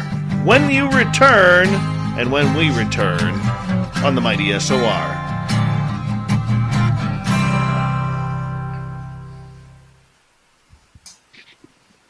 Going well, gentlemen, and Linda. I like very good discussion. I hope you're enjoying it all. Linda, I'm so glad you're here. I'll be right back, guys. Kind of compliment, some of the science, mumbo jumbo. It's really, really cool, and Bob too. It's good. Yeah, I enjoy interacting with the audience, and so it's good. You're only on once a month, Bob? I've seen you on before. So it's just I have a show called Science Bob Show once a month. Yeah, that's what you do. Yeah, I've seen it. If you want me to be on, I'd be happy to at some point. Yep. I assume that you talk about this. But, you hear a lot of the same stories, but, which is fine, from my perspective. But just for PR and the documentary, that would be great. And, you could even have Dave and Linda. Oh, yeah. Dave loves us. He comes on. Dave and I've had a very friendly relationship since his early days of coming out with the Tic Tac simulation film, manufactured film of what happened on the Nimitz. I mean, I really grew to admire Dave. And I didn't know about his past, but then I investigated and found out he was serious. We got him on the show, and we had a great time. I was going to mention a story with Dave about a synchronicity when Linda was talking about hers. Kind of funny. I decided once to maybe you heard me say this, Bob. If you heard me on the shows talking about the synchronicity I had with Dave, so I'm not going to get into it. Okay, but that kind of thing. Yes. And I was telling Linda the other day, a few weeks ago, Bob, I was doing this. I was in my lanai looking up in the sky, one of those moments, and I say, I'd like to learn the names of the stars, and so, the skylight, whatever the thing is. So I go, okay, that's Deneb. I was looking more in the northwest, Deneb. Oh, I think Altair. I think Altair or Athena, whatever, Vega, D-A-V. So I said, okay, I'm going to use an acronym. That's to remember it.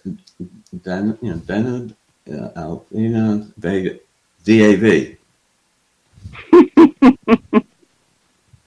You see, he's he doesn't have to be a polymath to figure that out. You see that? No, it's good. So I want to talk to you about another thing. So you were talking about knocking on something before, and I was talking about it being a quantum field mostly empty, and Carl Jung interacted with the physicist that gave us the principle that determines you can't put your hand through your desk.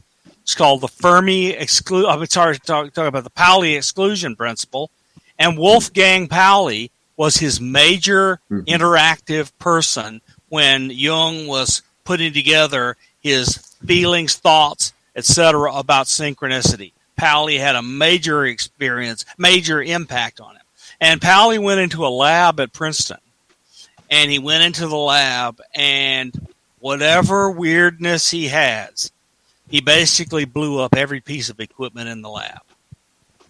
So, I mean, this is a Nobel Prize winning physicist talking to Jung about synchronicity, and then blowing up stuff with his own psi powers. I mean, it's just look, we need to stop. We need to stop lying to each other and start saying, look, this is something real. Let's work on it. Let's figure it out. And they've been trying to, exactly right. And how much do they really know in unacknowledged access programs? More than what they let us know. Do we have any? We always speculate on that. And the isotope ratios and looking for that hard evidence. The breadcrumbs they leave us. Who said that? It's like we're being spoon fed. I do this to my wife. I always feel there's somebody. Playing. Obviously with you guys. We all sense this. There's something. I don't know. But I keep questioning. Why are they doing it? I want an answer. That paper, you talked about coincidence. Like I mentioned before, I read the paper by Luke, DMT, just published. Why are they doing it? And the people who do the DMT never did it. They're saying they're like our angels, and it gets back into the religions thing again. It gets, is that all there is? God, angels, is that it? We do have. They talk about that, or they project that to us. That's the way they allow us to interpret. Well, at least that's an explanation. But that's what they come away. I forget the percentage, but 100% are coming away with that benevolent interact. They felt the love in them. Yeah. Interesting.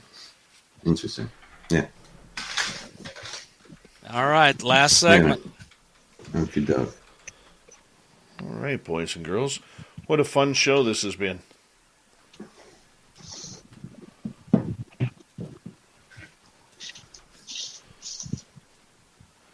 And go like this. When we get to the break at the bottom of the hour, just hold off until before you log off. Just wait till we get to break, and I'll say a proper good night to all of you before we send you on your way, if you don't mind. That would be very helpful. Okay. Yeah.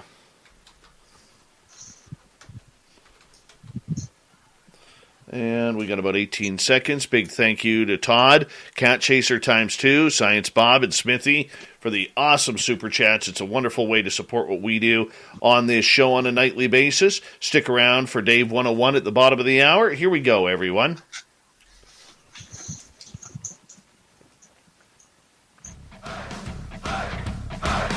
Would you like to connect with us? Head to spacedoutradio.com for all your latest show info. Now, back to Dave Scott and SOR. We're kicking off the third and final hour of Spaced Out Radio tonight. My name is Dave Scott. Thank you so much for taking the time to join us. We really do appreciate earning your listening ears wherever you are on this beautiful planet we call Earth. Hello to everyone listening in on our terrestrial affiliates around North America, digitally on TalkStream Live, Revolution Radio, and KPNL. All of our archives are free. Go to youtube.com/Spaced Out Radio. Just do old Davey the favor. Hit that subscribe button. The Desert Clam has set the password for tonight in the SOR Space Travelers Club, Demogenic. Demogenic is your password. Use it wisely, space travelers, as the Clam sets a password each and every night right here on Spaced Out Radio. Our website is spacedoutradio.com. We have a plethora of features for you. Rock out to Bumblefoot, read Shirky Poo's Newswire, check out our swag as well. Follow us on Twitter at Spaced Out Radio, Instagram at Spaced Out Radio Show, and now on TikTok at Spaced Out Radio. For the final time tonight, we have Dr. Bob Davis here, along with experiencer Linda Noyes and Science Bob. We've been talking about consciousness all night long, and we're in audience questions now. Jonathan is asking, is this existence a cycle of education for the consciousness, reincarnation until ascension to become beings of light, Dr. Davis?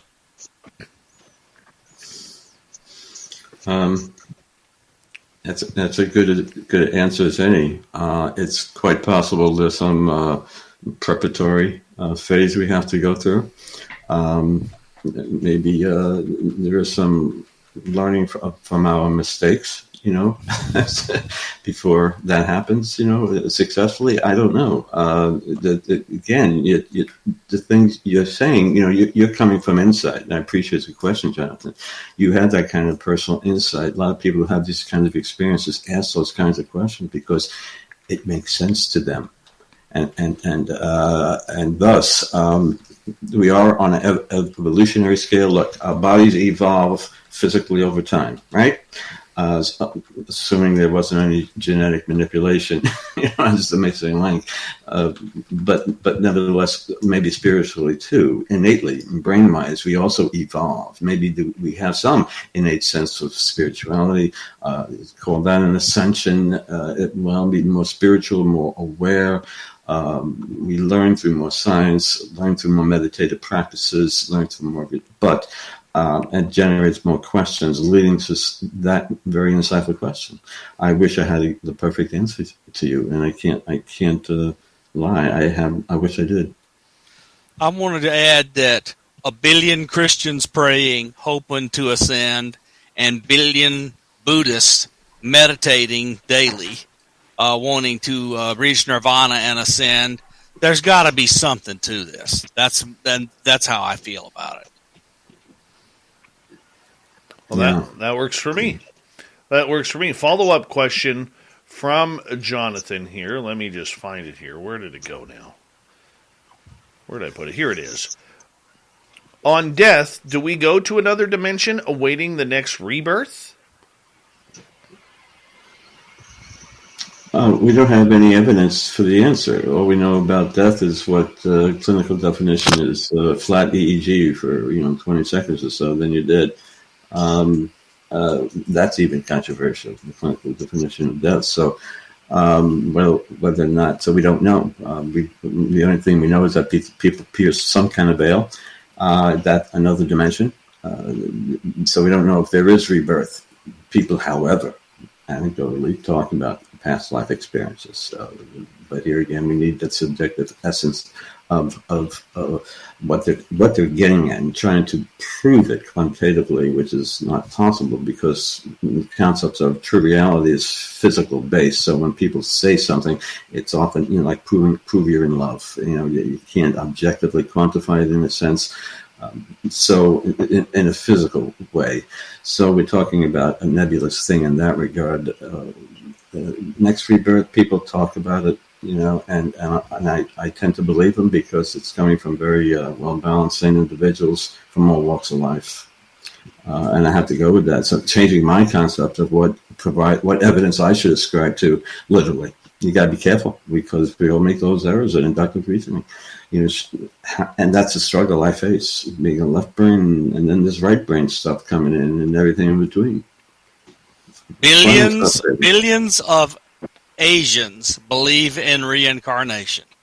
And so are billions of people who give their whole lives to this wrong. So who am I to say they're wrong? So I think that there's and then you have Leslie Kean and Dr. Davis and others writing about life after death. And Leslie Kean's book has multiple instances of people returning to a new body after death. Mm-hmm. So I think that there's at least enough evidence to consider it. Yeah.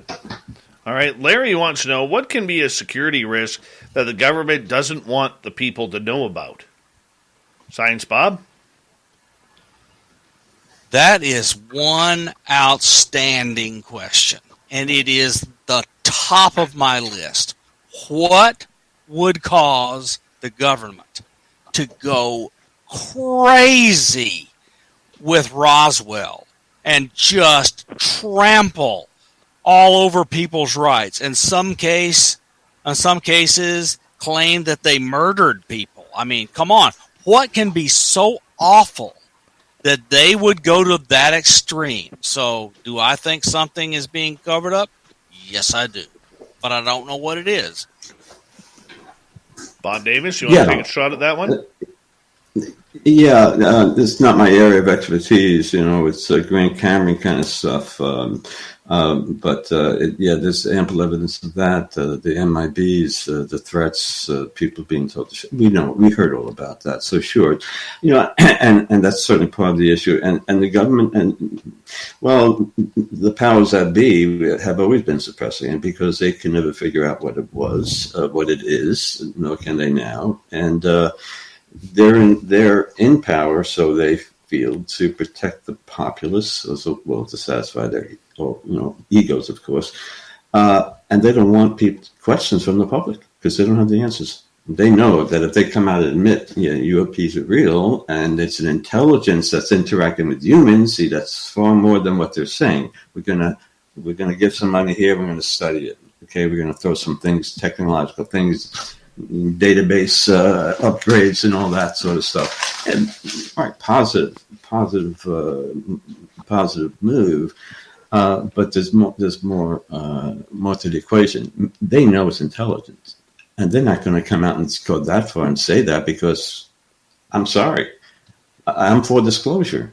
But you got to do it slowly and purposefully, knowing that it's going to upset the apple cart. And if you have a lot of money in the stock market, it's going to open up a lot lower the next day if the government comes out and says, guess what? Those lights in the sky, they really are, non-human entities and everything is in question. How's your morning coffee the next day, right? So it's... the Battelle Institute, they wrote a paper in a sense about that. How do we share information with the public? If we did indeed come in with information that we found evidence of life, intelligent life on another planet. That's what we're searching for, of course, with SETI. Now, how do we share that? Well, that's nothing in comparison to what Linda and Bob are talking about, and there are millions of others. And they know that. Were they going to come out and say, yes, it's true on CNN? No. I think they'll always hold that back at some level. Not always, I shouldn't say that. But UAPs, are real, and that's about all we'll get for now. Makes sense. All right. Let's go to another question here. Ian is asking, what happens to consciousness when you drown or freeze? Has there been checks in that study? What happens to consciousness when the body is, biological processes slow down a little bit, and that helps preserve some people from dying.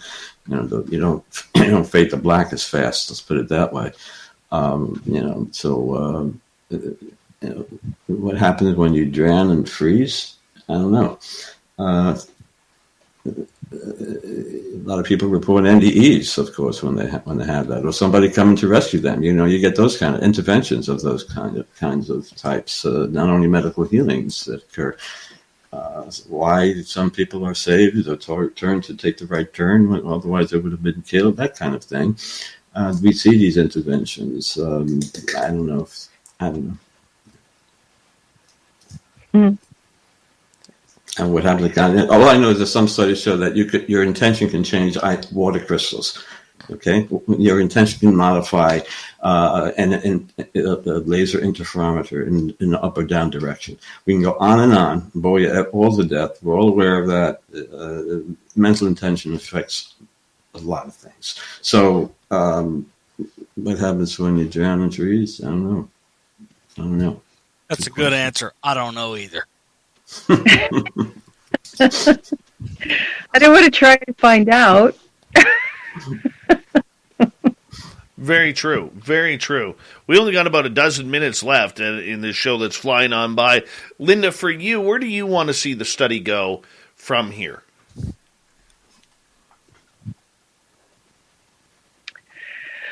Well, I would like to see an integration, a collaboration with all the camps, let's say. So, where we have all, the nuts and bolts and the consciousness studies and the quantum physics studies, the studies of the mind, the brain, the consciousness combined, and, life after death, dimensions, all of this needs to be integrated. And I would like to see everyone put aside their egos, everybody that's looking at this phenomenon in every way, and try to collaborate and try to put their ideas together to try to come up with an answer. What is this? Who is it? Is it us doing this? Is it our consciousness doing this? Or is it something external? Which I believe it is something external, but I also do believe that each one of us has a different perspective, and we will have a different experience. So if you put, let's say, saying it very plainly, if you put out negative vibes towards someone who's walking towards you, right, on the street, you don't know them. Well, they're going to reflect those negative vibes back at you, right? But if you are approaching someone and you smile, you're going to get a positive, most likely you're going to get hopefully a positive reflection back. And that's where the perspective comes in, and a lot of times with these experiences. You're right. And exactly, Linda. And if I may say, what you're touching upon is ego dissolution. And a lot of these kinds of paranormal experiences cause some ego dissolution, where you get a better sense of reality, you become more interested in ecology of the planet, you get ego dissolution. So what? You're not the center of the universe anymore. You become more humane. People in our free study are saying this. Not in every respect, but the more spiritualist, materialistic. We've heard all of this before. How many times do we want to hear the same stuff? No more fear of life after death, all of that. all of that. Divorce rates are higher in those who have UAPs and NDE experiences. Why they're changed? Transpersonal event. Point is, however, why is it positive? Largely positive.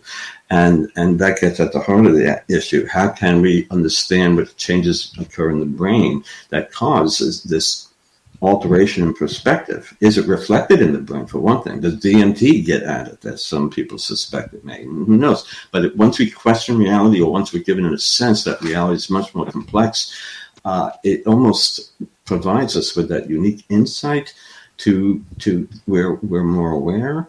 And because we become more aware, we become more humane. And I think by nature it's symptomatic, less materialistic, more caring, loving, all of that stuff. Maybe increasing awareness gives rise to those symptoms, becoming more humane, because these people are interacting with the phenomena. Of course, socks are knocked off in many ways, shapes and form, but over time, largely positive. That evolution, spiritual evolution, in some ways it is. And is it intentionally directed at us in a slow, painless as possible way to elevate us in some way? Well, maybe. Very true. Very true indeed. Bob, you want to jump in on that? I'm good. Keep going. Okay, so what's the direction that goes from here? Okay, you've got the studies, you've got the case studies, Dr. Davis, like Linda and maybe other people that you are kind of searching for. Is it expanding that program to get more multiple experiencers to see how they react to the phenomena as well? Do you expand that way through other people? It comes in all different ways. Every discipline should look at this, for one thing. I mean, every discipline should look at the paranormal. It should be a separate science that's interrelated. You name the discipline, you can make a case for why it should investigate the phenomena. I think we need social anthropologists desperately involved. You know, one limitation is we have these experts out there with knowledge. They don't get at what's happening to the people, but we have people like Science Bob and others throwing heavy-duty science at it, getting closer to it, making advancements, but they lack that subjective thing. So future research,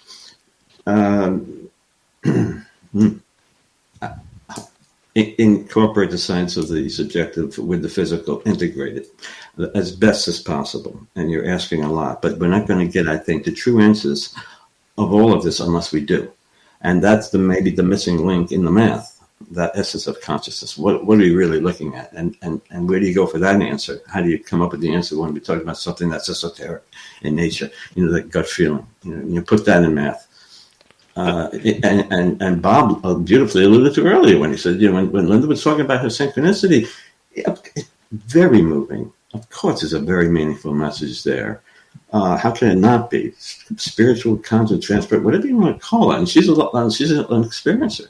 She's given that insight and enhanced awareness because of it, but it still makes her question things because of her prior experiences. There's a good and a bad, because we're slaves to the brain and our ego. Dissolve it. And if you know the drug company that's going to come out with a pill that can say, here, take 2 of these a day for 4 weeks, and you're going to have ego dissolution and become more humane. I think I'd like to invest in that company before that news came public. I think that's the issue at hand, ego dissolution. I think that's what happens to these people. I think that's a lot of what they're describing as an outcome of these interactions. Not all, but majority. Dr. Davis, maybe I'm going to ask this the wrong way, and maybe I'm too hopeful on this, but in everything that I have heard tonight, and I'm not a very scientific person, I much prefer the woo side of everything because that's my experience. But from what I've heard tonight, it gives me hope that the answer from what you have said, and maybe that's just the way my brain translated it, is that the answer to all of this is truly within the experiencers that have been forgotten about. Everybody wants to know about the technology. Everybody wants to know about the craft and the 0-point energy and everything along those lines. Yet we've got thousands of years of study here and people who are experiencing this phenomena on a daily basis. Is it within us then to have these answers and we just haven't unlocked the key? I don't think we'll ever have the entire answer if we're still in this body. That answer will be impeding unless we, I think, release from the confines of the box we're in. We forget about the experiences, and that has to be incorporated into it. And that's essentially where we have to go, and we forget about it because people don't talk about it. So how do we know people are experiencing it? Where's the media coming out and saying that people are having these effects, these interactions, let alone it being real? I mean, you're getting to Eastern Western medicine here, and what's regarded as true reality, how psychotic versus non-psychotic. We can go another few hours. You got time? How we view people's viewpoints and how they're treated. I mean, if Linda Noyes was in Salem, Massachusetts, they'd burn her back in 1800, right? We can't have that. People never talk about it. Right, we can't have that. But that's the point, the stigma. But if she was born in somewhere in India, she'd be regarded as a shaman. People would worship her. It's so cultural based, let alone personality based. It's that incorporate that in math. It's how we respond to it and how to help people who question reality, themselves, the world, and beyond after having these kinds of experiences. And that's the most significant point. Hey, help sponsor the documentary. If you resonate with this stuff, we want to talk about this, raise people's awareness, please. We got the experts, experiences like Linda, and we're trying to piece it together as best as possible. Not that we're going to be right, but kindly help sponsor if you can, or if you know of others who can, organizations, please. Not for me to make money, but because why? Like you, the cork's out of the bottle, like millions, you're passionate. Again, little ego dissolution. I got a long way to go. We all do. It's not the money. It's everybody. It's time to be aware of what really is going on here. Reality is far more complex than you can ever imagine. And let's raise the consciousness, I'm sorry to use that term, but raise the level of awareness, wakefulness of the population. This is real. This is real and significant. That's the most important question of our time. And we're only scratching the surface. Linda, we've got 90 seconds for you. What do you want to see happen moving forward? Well, I definitely want to see more people. The main thing is to get rid of the stigma. I want the stigma to go away. I want everyone to be able to speak of their experiences openly, in public. Whistleblowers being able to come out front and without any kind of ridicule or backlash. Military, they should, every branch should be participating in allowing their service members to come forward without any backlash, ridicule, intimidation. And I'd like to see a coordination, a collaboration from all the camps on this to come forward and to start respecting, as Dr. Davis says, the subjective part of this. This is the most important thing because we're talking about consciousness, we're talking about experience, and we need to share these experiences because that's what humanity is. We're all about sharing our experiences and learning from them. Beautifully said. Linda Noyes, Dr. Bob Davis, Science Bob McGwier. A wonderful show on consciousness tonight. Thank you so much. Coming up next, Dave 101. The NDAA is signed.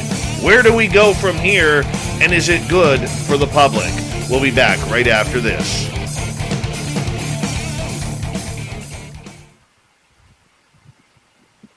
Great job, people. Let's give you a few claps. That was fun. Very good. Very good, everybody. Very good. It was nice integration of the science and all of our experiences. Yeah, I liked it. Few claps from the audience. There we go. Oh, great. Cool. That's wonderful. Wonderful show, guys. Well, you Yeah. guys did a great job. Thank you. We got to introduce like Bob. the first one. We got to. Kevin, the first one. We got to introduce Bob Davis to Samantha Mowat. Oh, yeah.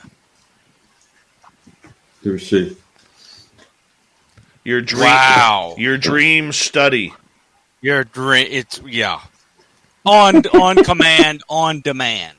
Well, coming from you guys, I take that seriously. I'd like a phone number, email address, web. No. I got Linda. That's one experiencer enough, I'll tell you.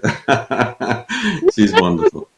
No, you need more. You need the more experiencers you have, the better. No. Samantha walked with Dave out into the woods and says, "Dave, look, just be calm. Just be calm, Dave. Turn and look over there, and there's 2 10-foot tall whites standing right in front of Dave." That's who Samantha Mowat is. She can do it at will? Yes. At will. Do you have video? Oh. Oh, no, he was too scared. He took off. No, could you get video of that? I don't know. Well, if they allow it to be videoed, for one thing, showing. I'll talk to you. I'm not. We'll talk. We'll talk off the air about it. Yeah, we'll talk. All right, gentlemen and lady, I got to run here. I got to get ready for the news. And why is everything shutting down on me here? Where'd I go? Where did I go? Oh, I disappeared there for a quick second. That was weird. Yeah, we all did. It was all of us. Anyway, look, it was great. I'm going to go ahead and drop off. All right. Take care, guys. Thank you so much. Talk soon. Thanks. All right. There we go. All right. We got to get the news ready here. Hold on. Otherwise, Shirky Poo's going to hang me. Hang me! There you go, Shirky Poo. Do-do-do-do-do. There we go. And there's 1. There's 2. There's 3. There's 4. And what else here? No.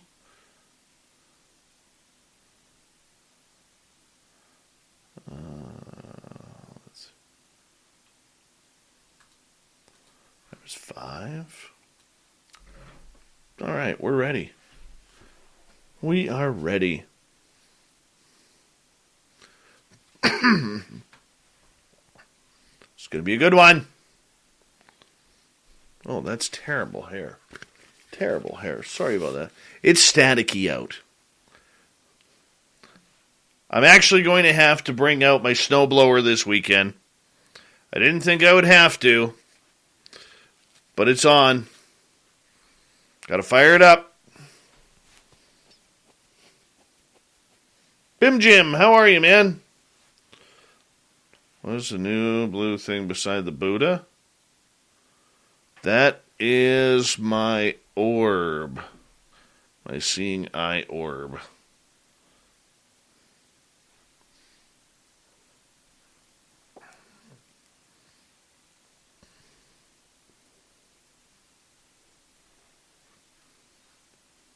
I had the worst pizza for dinner tonight. Shouldn't have done it.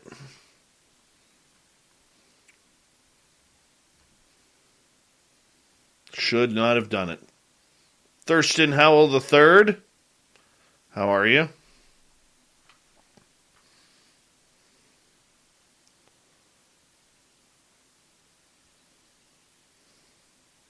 Thank you to Todd, Cat Chaser ×2, Science Bob and Smithy for the wonderful super chats. And here we go. Let's get some music ready. All right. I'm tired. tired today. Here we go.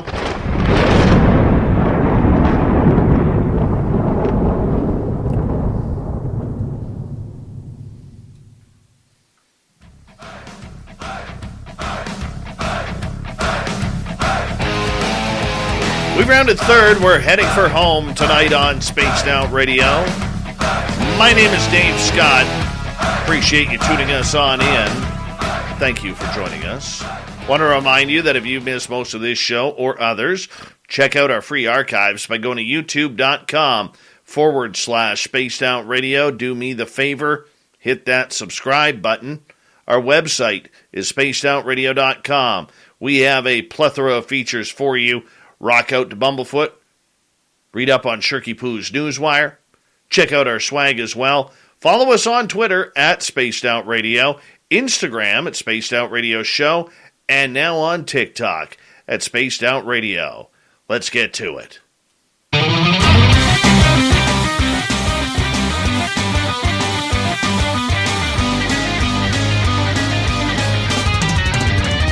It's time for Dave 101.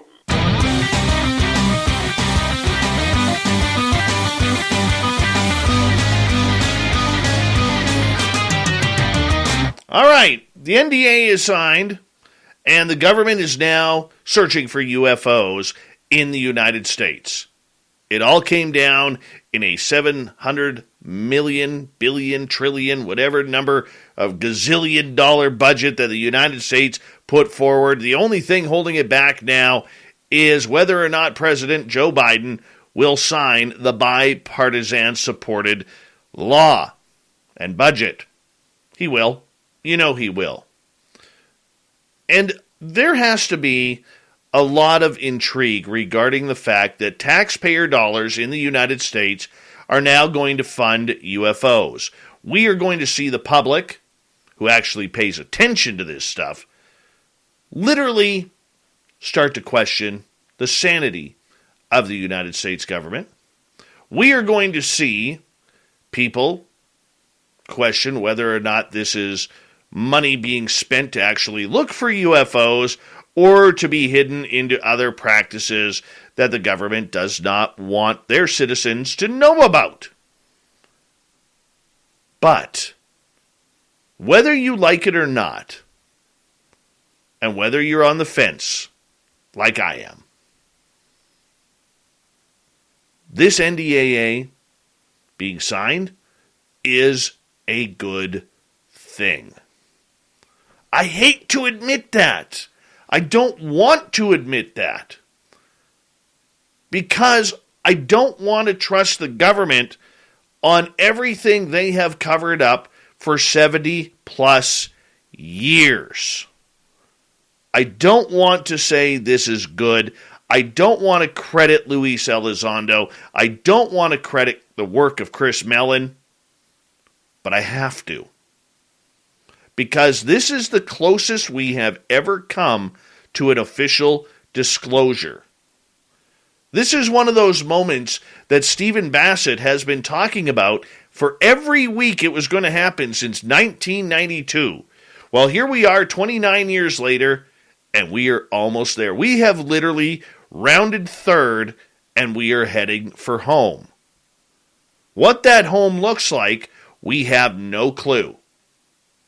Now, in this bill, we are going to see the likes of another task force with some acronym come forward. They are going to set up a number of people to study the accounts of not only the military and other government agency sightings, but along with some of the public sightings as well. They want to know what is going on. They want to say, at least at this time, all of the right things.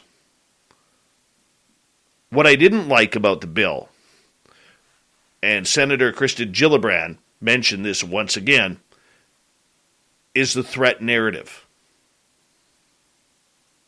What's the threat? Explain to us what the threat is. We've got to get over the threat narrative. if these instances have been happening for hundreds, if not thousands, or tens of thousands of years on this planet, they wouldn't wait until we had our technology to where we were to try and take us over.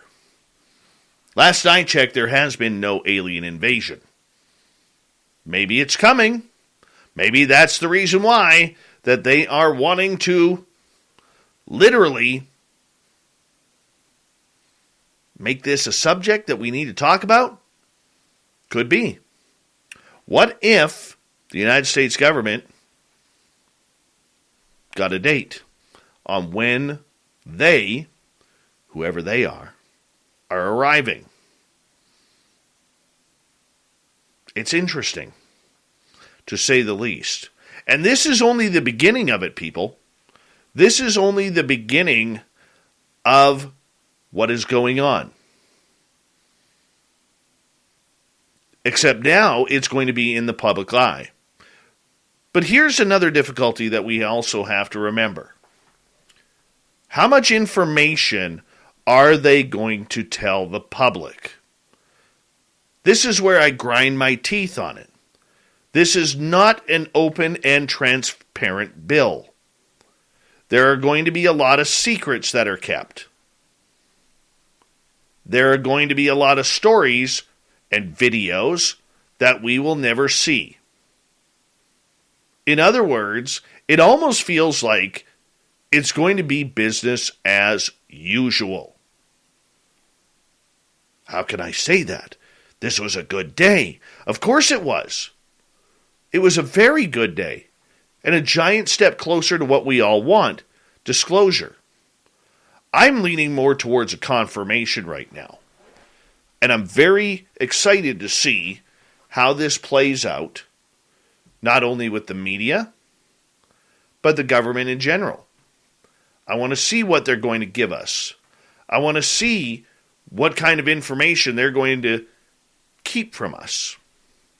I want to see if they're going to tell us about the little gray aliens coming from Zeta Reticuli. Are we going to start to get confirmations over the years that maybe SETI actually did find some sounds that count? Or maybe NASA releasing some of their photos that have allegedly been scrubbed, and videos that have been oh so gently edited. The big loss in this, because there's always two sides to everything,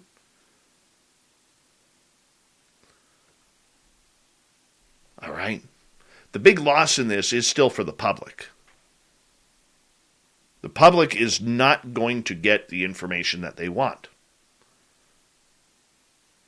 But, as negative as that sounds, and it's easy to jump on the bandwagon of negativity, it was a good day. This is good for us. It's going to force other countries, like where I am in Canada, to start talking about this. The Canadian government has been eerily silent on this entire subject, thanks to a media that has not pressed them on the subject. It's going to get more worldwide attention. It tells us the phenomena, whatever the phenomena is very real, and it's going to play a part in what we do as humanity in the future. And realistically, we could sit here and we could talk about Gillibrand, Rubio, Burchett, and others in Washington, D.C., for really playing a big role, but whether you like them or not, a giant thank you from the UFO community has to be pointed towards Luis Elizondo and Chris Mellon. Since these gentlemen left the To the Stars Academy, they have been on fire in making people aware. They have traveled to different countries talking about the phenomena. Elizondo has talked to Canada, the United Kingdom, Italy, Australia, and other countries about this subject. Chris Mellon, for all we know, has probably done the same. But the big thing that we are seeing right now is positivity that the entire phenomena is now in play. And hopefully there is no turning back. Hopefully this doesn't end like the 21st century edition of Project Blue Book, where all they find is swamp gas and Venus. No, I think we're actually beyond that. And for me, where I saw the change was a number of months ago, when all of a sudden Luis Elizondo and Chris Mellon stopped using the terms Russia and China in their vocabulary. Now I remember looking back on it thinking, hot dang, they've upped the ante on this. Because at first it was all about threats. It was all about Russia or China. And in the same sentence saying, well, we know this is non-human. This is exciting times for us in ufology. Whether you're a young gun, an old guard, or somebody brand new to the field learning about it for the first time, we are in some very interesting days. It's going to be very positive for some. It's going to be very negative for others. But it's going to make for some incredible conversation. Because there are pieces to this that haven't come into fruition yet. Aliens, extraterrestrials. When do they become part of the focus? Somebody's flying the craft. And if they're drones, somebody's controlling those drones. Or something. When we start talking extraterrestrials, we are going to open up the idea of getting to the experiencers. Contact, abductions, consciousness. It all comes into play. And it's now started. And the fact that this comes on the heels of the very intriguing New York Times article 4 years ago is incredible. The timing is synchronistic that it happens now. I'm taking this as a positive, and I'm somebody who has been very critical of the entire UFO phenomena since the To the Stars Academy came out. And they couldn't tell their head from their ass on what they were doing. But for today, everybody in ufology should be cheering and waving the winning flag, because the checkered flag has never fallen on this community. It never has. It may never again. But this is a big step forward in moving the subject ahead with humanity. Look, there is a long, long road to go. We cannot rest on our laurels saying, we won. This is a battle that's been won. The war is still going on. There are a lot of questions that need to be answered. From secret space programs to ET contact to where are they coming from? Does it tie to the paranormal, the cryptid world, consciousness? There are literally hundreds of questions, thousands of questions that still need to be answered. But the good part about it is there's now a budget and there will be a team that works on this. And it's up to people in this community to continue the pressure to get the stories out, to get the evidence out. Because we just can't stop on a bunch of voting talking heads on their words. We can't stop on their words. We have to keep going. But UFOs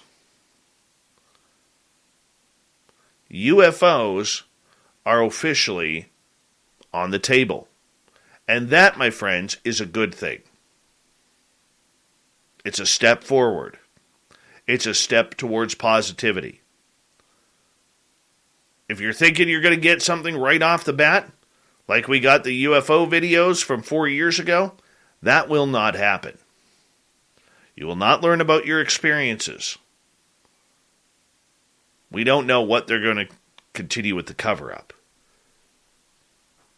But all we have to do is keep the pressure on, because we have moved the ball forward. And for right now, that's a nice early Christmas present. And that is your Dave 101.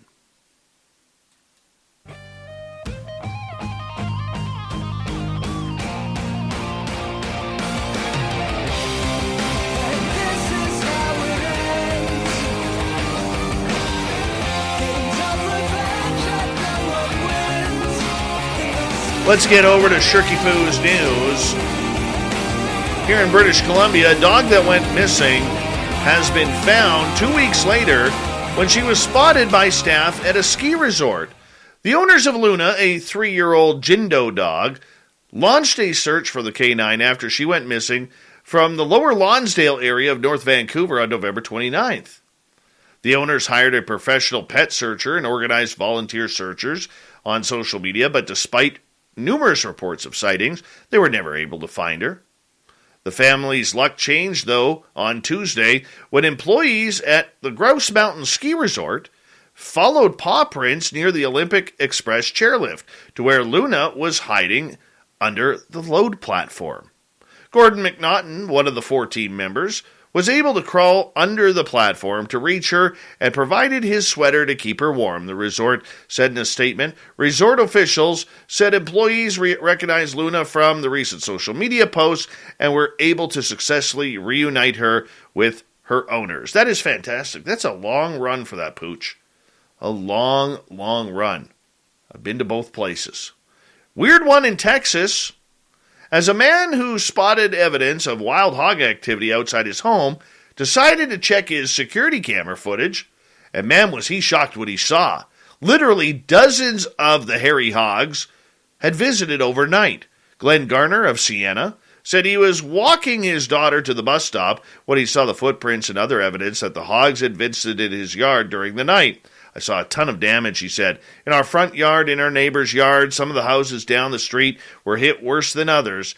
Garner said he checked his security footage and expected to see wild hogs, but he was pretty shocked to find out that there were literally 25 to 30 of these pigs rounding around, tearing up the neighborhood. You've seen one hog? Okay, Garner said. Then you see the whole family troop filling in? It's just really bizarre. They move in real quickly, Garner said. Looking back at our camera, they were in our yard for less than a minute. Siena's Homeowner Association said wild hogs coming down the banks of the Brazos River have become a seasonal problem for local neighbors. It's Texas. Why haven't you shot them yet? I don't care if you're in the NOA. Get rid of them. The company Kraft is offering to pony up $20 for dessert supplies to help customers who are unable to make cheesecake due to shortages of Philadelphia cream cheese. The company set up a special website at which the first 18,000 people to register on Friday or Saturday will be able to apply for a $20 reimbursement for their dessert purchases. The promotion is designed to ease consumers' concerns about shortages of Kraft's Philadelphia cream cheese, which has been quickly vanishing from the shelves amid COVID-19. Kraft Heinz, which produces the Philadelphia brand, said it has been in demand and seen the spike for several products, and that it had to ship 35% more than last year. As more people continue to eat breakfast at home and use cream cheese as an ingredient in easy desserts, we expect this trend to continue, the company said, with big smiles on their face, knowing that they were kicking ass on the profit side due to cream cheese.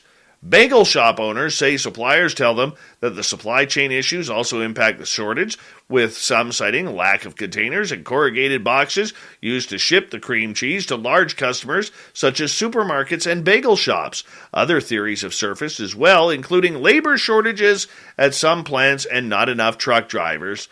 Some observers say many consumers' schmears are just too thick. You can never be too thick on the cream cheese. That's just BS right there. All right, let's continue on. Had Clifford Schorer known that he had been running late for a friend's retirement party, he would have never stumbled across a 500-year-old masterpiece drawing that has the art world aflutter. It is now anticipated the work, The Virgin and Child with a Flower on a Glassy Bank by Renaissance star Albrecht Dürer, could make Schorer, an entrepreneur from Boston, a very wealthy man. This drawing, worth $50 million. He paid $30 for it at a garage sale, people. This is the stuff that never happens to us. Ever. And finally tonight, a sinister Florida woman admitted to poisoning her longtime boyfriend by spiking his lemonade with antipsychotic medication because he wouldn't stop talking. 54-year-old Alvis Lorraine Parrish yelled to deputies last week from the front porch of her Jacksonville home, flatly confessing to lacing her partner's drink with Seroquel, according to the arrest report. "Yeah, I did it because he wouldn't shut the F up," Parrish said, adding that she called authorities after giving the man just enough of the drug to quiet him down, but less than a lethal amount. She's off to jail.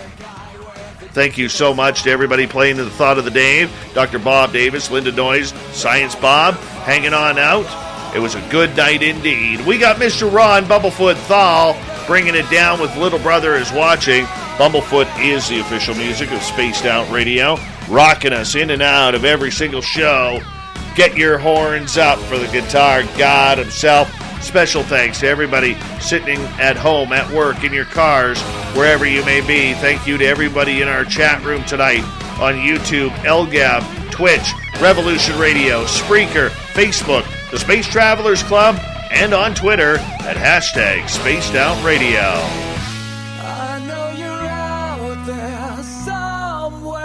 Remember, this show is copyright by Spaced Out Radio and SOR Media Ventures Limited. Thank you so much for choosing to share your evening with us, because together, my friends, we own the night. Mr. Bumblefoot, we need a favor. We need you to take us home.